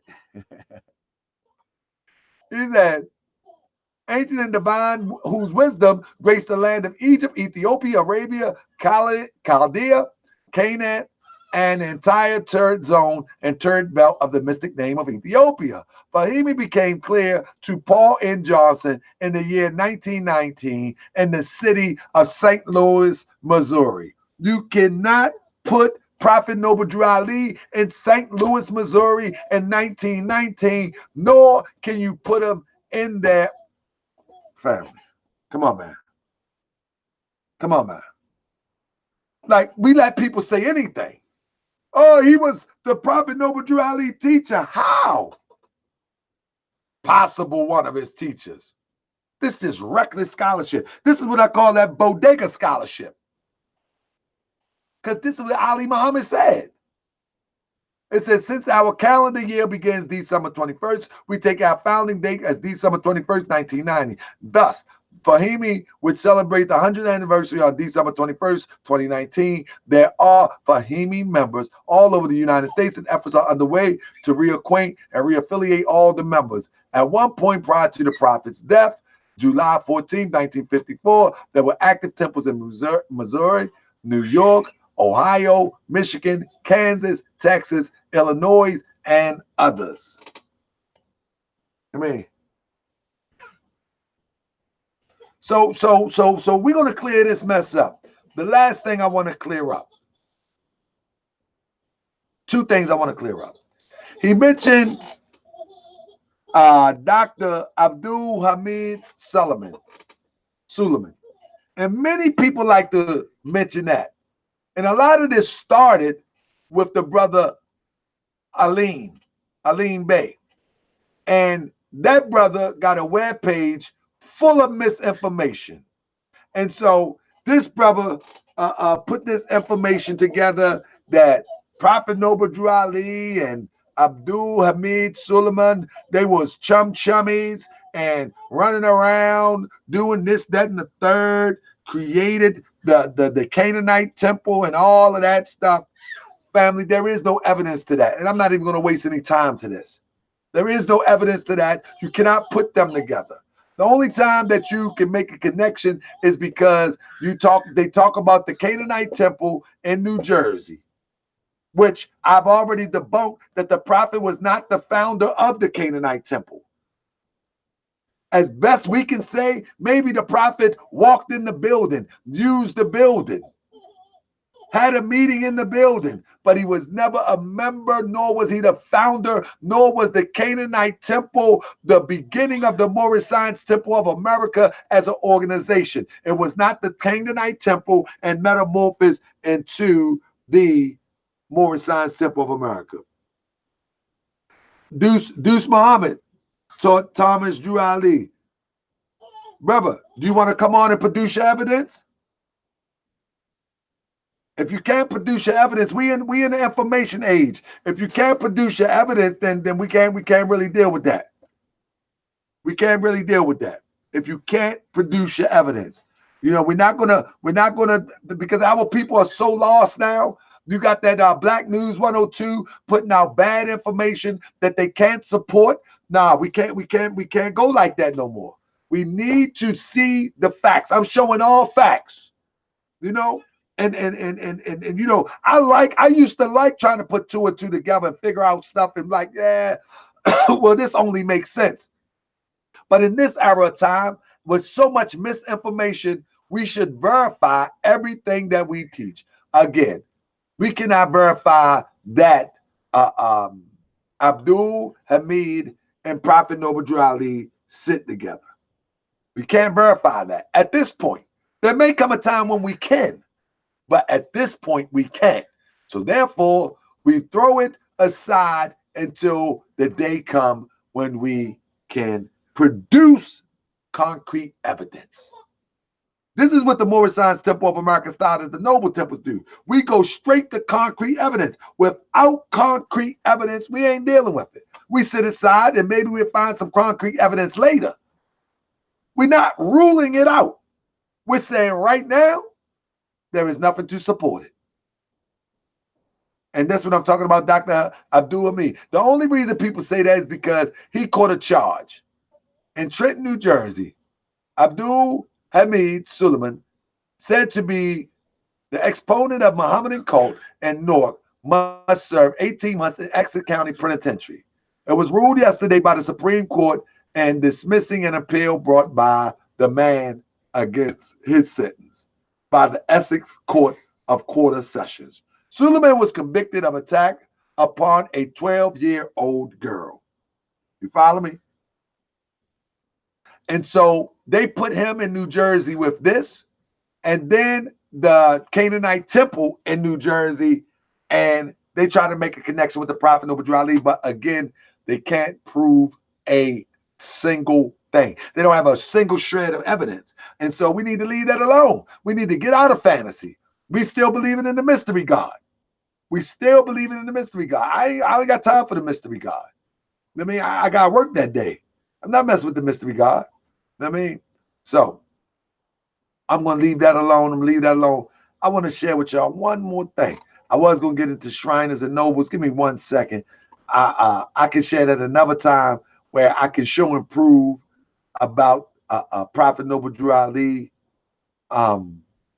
being, hold up, where I put it at? Being a Shriner or Noble, how, you know, they literally take our information and twist it. I want to get into one more thing, fam. Where did I put it at? Hold up, fam. I got to get one more thing. I hope I ain't skip it. Ah, man, where is it? Hold up. One more thing I got to do before I go. I got 10 minutes. There it is. Here we go. So I'm not going to get into that. I want to get into one more thing before I go. Here we go. Family, one thing that Ali Muhammad said and many other people love to use is the Quran and plagiarism. I mean, the Quran and plagiarism. Family, we're gonna debunk this right now real fast and get up out of here. All right? If you're interested in learning these lessons on a more deeper level, you're welcome to go to joinnobletemples@gmail.com. Ask about participating in our, 1 second. Ask about participating in our, give me 1 second. Let me move it over real quick. Messed it up in 1 second. Oh, what I do? Yeah, that's what I wanted to say. Ask about participating in our 1 second. I didn't mess that up. I'm trying to put it out there so people that come behind and watch this, that if they want to learn, we got a virtual temple component that you're welcome to come and learn with us online. You know, joinnobletemples@gmail.com. You know, there you go. joinnobletemples@gmail.com. You're welcome to come and learn. Become a part of the uplifting acts of the Moorish Science Temple of America as we build on this nationhood. We build on economy. We build on economics. We just building, you know, we just trying to do what, matter of fact, we're not trying. We're doing what the prophet did. You know what I mean? We're doing what the prophet did. And we're not asking for permission. So you're welcome to join us if you desire to build on the prophet's mission. But now let's go to this last segment. All right? Plagiarism and copyright infringement. He then had the nerve as a Muslim to call this plagiarized literature a Quran. You hear this? I want you to listen closely, and I'm going to repeat this because this made me cringe a little bit, that this brother got the courage to stand before people and disrespect not only his ancestor, his elder, but a brother that actually looks similar to him. And I'm talking about the phenotype features instead of digging deeper to understand. Check it out. All right? Plagiarism is copyright infringement. He then had the nerve as a Muslim to call this plagiarized literature a Quran. So the Quran is holy to Muslims. Muslims and jihad your ass over the Quran. He said Muslims will jihad you. Now, you know he's talking about pale Muslims. You know he's talking about Eurocentric Muslims of the East. Listen to what this brother said. Muslims. He ain't even talking about his own people. Listen to this. So the Quran is holy to Muslims. Muslims and jihad your ass over the Quran. So the Quran is holy to Muslims. Muslims and jihad your ass over the Quran. What Muslims is he talking about? What is he talking about? So now you're going to come to America and put your people in jeopardy for 2 crackers and put them out in the public? What kind of goddamn responsible prophet is that? Y'all see this? Y'all see this? He's talking about that the prophet took some people's work and put it in the Quran. And what type of responsible prophet is that? Watch this. Who would do that? Plagiarize, the act or instance of copying or stealing another's words or ideas and attributing them as one's own without permission. You hear what he say? The act or instance of copying or stealing another work or ideas and attributed them as one's own without permission. Remember that part. Attributing them as one's own. Y'all remember that? Want y'all to remember that. Now, let's deal with it. First of all, the prophet never attributed this work as being an original work from him. And I'm not going to play on words. I'm going to take you through the whole process in 5 minutes. I'm not going to play on words. Watch me. It says, divinely prepared by the prophet, Noble Drew Ali. But now, what do you mean by divinely prepared, Prophet Noble Drew Ali? Explain to me, Prophet Noble Drew Ali, what exactly do you mean?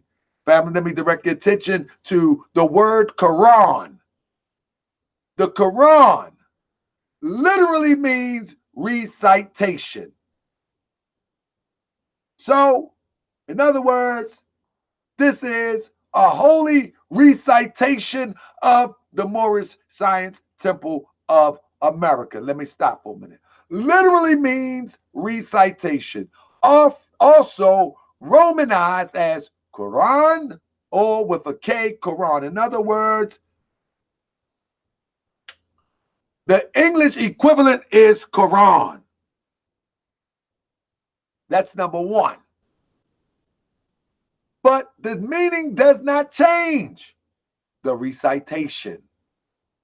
The holy recitation. He's reciting something. In order to recite, it has to predate you.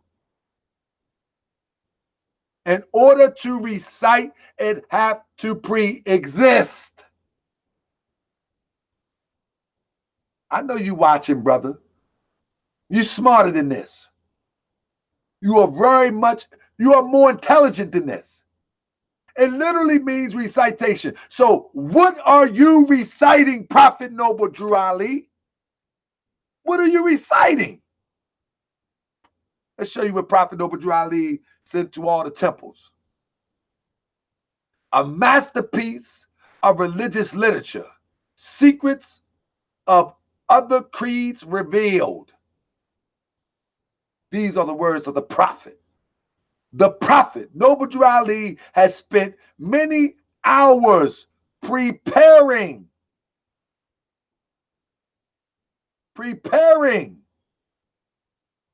the latest edition of the Quran.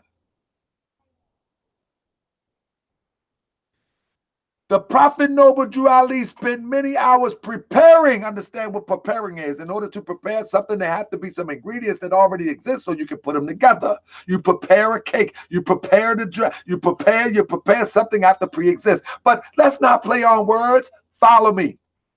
the latest edition of the Quran, which will be a masterpiece of religious literature, to Americanize the Oriental idea of Islam. You have to understand what Oriental means. It doesn't mean Chinese. It doesn't mean Korean. It means original. Oriental means original. Just because we call so-called Asians and Chinese Oriental, that's not what Oriental means. Or Oriental means original. To Americanize the Oriental idea of Islam. This is what the Quran is. I'm going to go again. The Prophet Noble Drew Ali has spent many hours preparing the latest edition of the Quran, which will be a masterpiece of religious literature. To Americanize the Oriental ideal of Islam involves many changes that are more or less negative to the main purpose of the Islamic religion. Such changes are carefully considered. We're talking about divinely prepared here. We're talking about divinely prepared here. Such changes have been carefully considered with the idea to avoid changing the complexion of the original text. The philosophy of the ancient prophets is the main initiative in the compilation of the Quran. You're calling it a compilation. So when you start talking about Unto Thee I Grant, when you start talking about Aquarium Gospel, when you start talking about these other forms of work, the philosophy of the ancient prophets is the main initiative in the compilation of the Quran. Do we know what a compilation is? Y'all listen to rap music, you know what a compilation is. Prophet ain't trying to hide nothing from nobody. No thoughts of propaganda enter this work, as has been in the case of former religious works. In other words, there is some works out there that was somebody put their hand in, such as the Bible and other books of creed. I'm going to say again, no thoughts of propaganda into this work, as has been in the case of former religious works, such as the Bible and other books of creed. Prophet Noble Drew Ali was the truth, and it continues to be the truth. And we're gonna keep it rocking. Listen what he say. The sole purpose of the prophet in giving such message to the world is to save fallen humanity, to play people, to save fallen humanity. Then he comes right back. When a compiler, he's calling himself a compiler. What is he compiling? It's not plagiarism. Are you crazy? When a compiler attempts to inject propaganda into a work of this kind, he's telling you it's a unique work, there arises a need to cover the true text in order to prevent a clash with the truth and ideas involved in such propaganda. The prophet did not do no cover-up. He did not do no cover-up.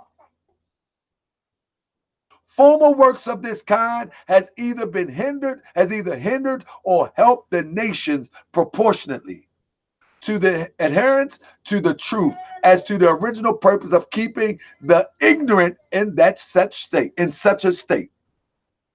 It is hard to resist the temptation to use this medium for gain. Hence, many of the former treaties on works of this kind have been the means to foster ideas of the unscrupulous, wherein they desire to use religion to influence gain. Man, don't nobody try to beat you, write you something like this. Nobody try to play you. If they give something, they put something out. How can somebody try to play you, but they sit there and telling you what they're giving you? This don't make sense for somebody to keep using plagiarism. And Moorish Americans always trying to defend with this was divinely prepared. Absolutely. But now, here we go. Explaining from the Prophet Noble Drew Ali. The many secrets known to the prophet that could be used for the salvation of the nation were either left out or colored to an extent that their meaning was made void. Such is not the case with this edition of the Quran. Call it edition of the Quran. All the secrets of the ages known to man are put in this work. The secrets known only to the Magi or the Magi are here revealed. The reading of the stars, the interpretation of marriage relations, the understanding of the span of life, and other such as been kept from the Occidental world are in this book boldly brought out. The Occidental world, if you don't know, that is the regular, everyday, common people. The Quran Americanized. See, I don't know why people want to go back to the desert. The prophet telling you the Quran Americanized as it will be, can be bought in a few weeks.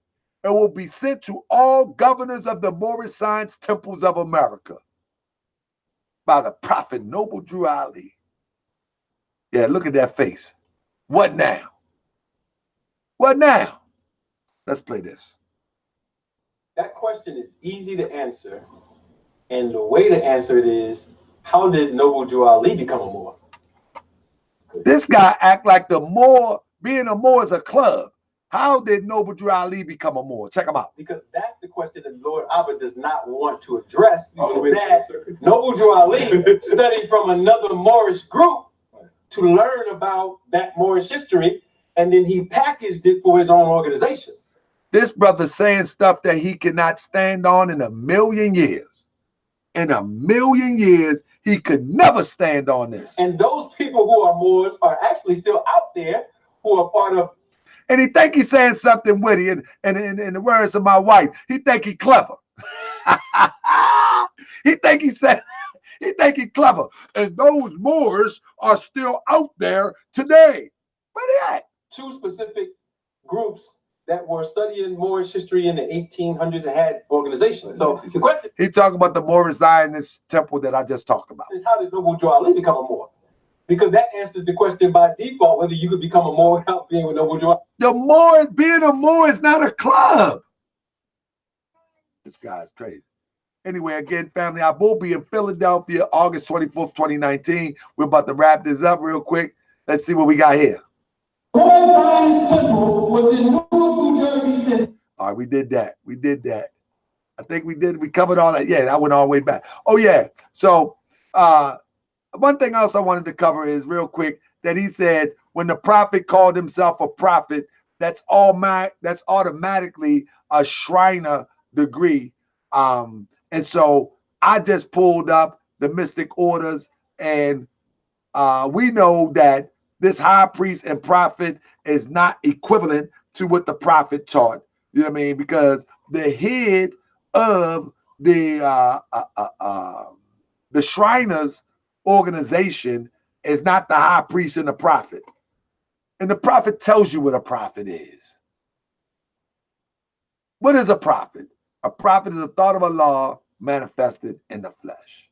What's the duty of the prophet? To save nations from the wrath of Allah. This brother, that's the high priest and prophet, that's a whole something different. Prophet tells you what a prophet is. So when you say, oh, he uses the term prophet, so he must be a Shriner. How about they're using our terms? How about they're using our terms? He uses the term noble, so he must be a Shriner. How about you do some deep research and find out that they're using our terms and titles? When this book come out, The 12 Missing Years of Drew Ali, I'm going to answer a lot of questions that this brother say right here. Listen to this. What did you say? Why did you say the Egyptians never do that? Then he says, I'm a Muslim. No, nothing about a war in here. Nothing about a war. He said on his card, he said that I'm a Muslim, but nothing about a Moor. but quick to say in another conversation probably that a Moor is a Muslim. Get out of here. Nothing about I'm a prophet, not even a Pharisee. So I'm trying to show you that he grew in his knowledge. He said, I'm trying to show you that he grew in his knowledge. We already know that, brother. But instead of saying I grew in my knowledge, you said the Great Spirit revealed to me. Everybody must bow down to me. He never said no Great Spirit revealed anything to him. Never. Show the development. The people want to connect with real people. He says, show the development. People want to connect with real people. Watch this. They don't want nobody flying off a goddamn spaceship saying they want to plant risk. So Abba has a tendency to follow people who say spooky things. I hear that? He said, Abba have a tendency to follow people who say spooky things. Prophet Noble Drew Ali never said these things that this brother attributes to him. You get everybody. Who in the hell knows about Noble Drew Ali? Here it is. Besides Noble Drew Ali. This man. He said, who knows about Noble Drew Ali except Noble Drew Ali? Watch this, family. And went to his grave hiding his history. He said he went to his grave hiding his history. In this book right here and this presentation, I will be revealing that he didn't hide his history, but his history was covered up. But he didn't do it. When this book come out, do you think Jesus hid his history? If you have confidence that Jesus exists, you think he hid it himself? He didn't hide his history, but somebody else did. Somebody else did. And this is why this is so important. And Ali Muhammad is in the Philadelphia area. He should be in the building to get this information because he claimed, again, you get everybody. Who in the hell knows about Noble Drew Ali? Besides Noble Drew Ali. This man went to his grave hiding his history. No biography. Then, because of that, his evangelical students decided to create biographies. One that don't exist. The first one is today. How many of you have ever heard the Lord's going to tell you that Prophet Noble Drew Ali went to Cuba in 1928 to put our status on the record, possibly get a land grant, and all of that stuff that they talk about? You heard that? Nobody ever heard that? Well, some of this is being taught. It is taught in the Moorish Science Temple, not necessarily directly from Prophet Noble Drew Ali. Now he got something up there that said the prophet did not go to Cuba. I charge him to debate me on that. But by his adherents, that in 1928 he went to the Pan-American Conference and put our Moorish status on the record. Now you mixing Taj Tariq and Maracushite stuff together. And by doing that, he pretty much set up a nation for us. This is the report of the. See, he mixing Fugazi groups. I mean, he mixing Fugazi groups. He talking about the prophet went to the Pan American Conference and put us on the record and set us up as a nation. Anybody who said that cannot prove that. We are a nation. We just got to proclaim it. Of the United States of America. You can't ask nobody to be a nation. What's wrong with you? International powers of the American state held in Havana, Cuba, January 16 to February 20, 1928, with the pen. Taj Tariq, maybe people lecture. Only did they say it, I was saying it in his book. Now, he never took the time to research whether it was the truth. Abba is correct. Abba said it in his book, and Abba is 1,000% correct. And I don't even think he read the book. I think he thumbed through it. And he calls me the mystery. I'm the mystery. And I'm going to reveal a lot of this, family, on this day. I hope the brothers see this video. Again, I like Brother Ali Muhammad. I think he's a poor scholar. And I think if he loves information and learning, that he should come to this presentation. Because I'm going to show him some stuff that he has never seen and some of the stuff that he has seen, so he can connect the dots and make it more simpler. And then when this book come out, the 12 mission years of Drew Ali, just like the 18 mission years of Jesus, I'm really going to be revealing some stuff. But I got like a lot of stuff you're going to see, but other things you're going to be connecting the dots. You're going to have to connect the dots with the new stuff that I bring out. So in other words, say for instance, we got the Egyptian adapt student picture that everybody's seen. I'm going to parallel that with stuff that you haven't seen and make sense out of it. When we're talking about the Murray Drew Ali and the Pearl Drew Ali situation, was he married twice? If y'all familiar with the story, I'm going to take documentation and we're going to evaluate it. We're going to break it down. We're going to look at it closely. And then we're going to come up with a probability of what happened. And the evidence is going to speak to what happened. It's not going to be me, the evidence, you know. And we're going to look at quite a few articles. Matter of fact, I'm going to do a presentation this weekend. You know what? I was going to go on Thursday and do, what's his name? Pharoah. I'm going to wait till Sunday and do Pharoah. Tomorrow, I may, because a lot of what I touched on is the same stuff Seti talked about. So I don't really want to review that again. This book should be out in October. I just got a lot of catching up to do on some work because I've been working building this this first building for the village, and so I've been super busy. So I need to go out and take care of the fam, look out for the fam, look out for home, and so continue to build in the streets and the temple. And so I'm going to take my time and putting it out. I got it pretty much together. I just need to finish just sliced it all together. So with that being said, I appreciate you, family. We got 73 people in the chat watching.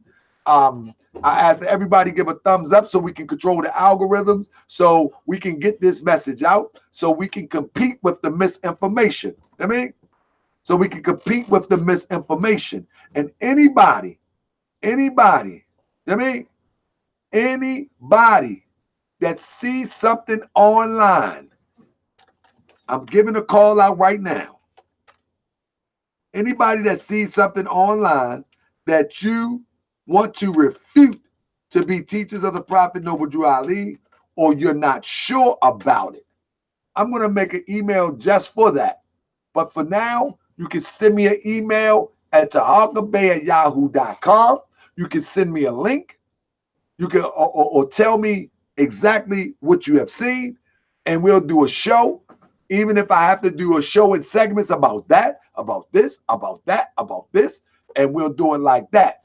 And we'll clean all this up. Shout out to my brother Ishmael Bey, a channel supporter, as well as my brother, my friend. Shout out to my assistant, Grand Sheik, national representative of the Moorish Temple of America, Akhenaten, and all of those in here from the Noble Temples. I appreciate y'all for sticking around. I'm up out of here. Tired. I'm still working, family. I'm up out of here. Peace and love.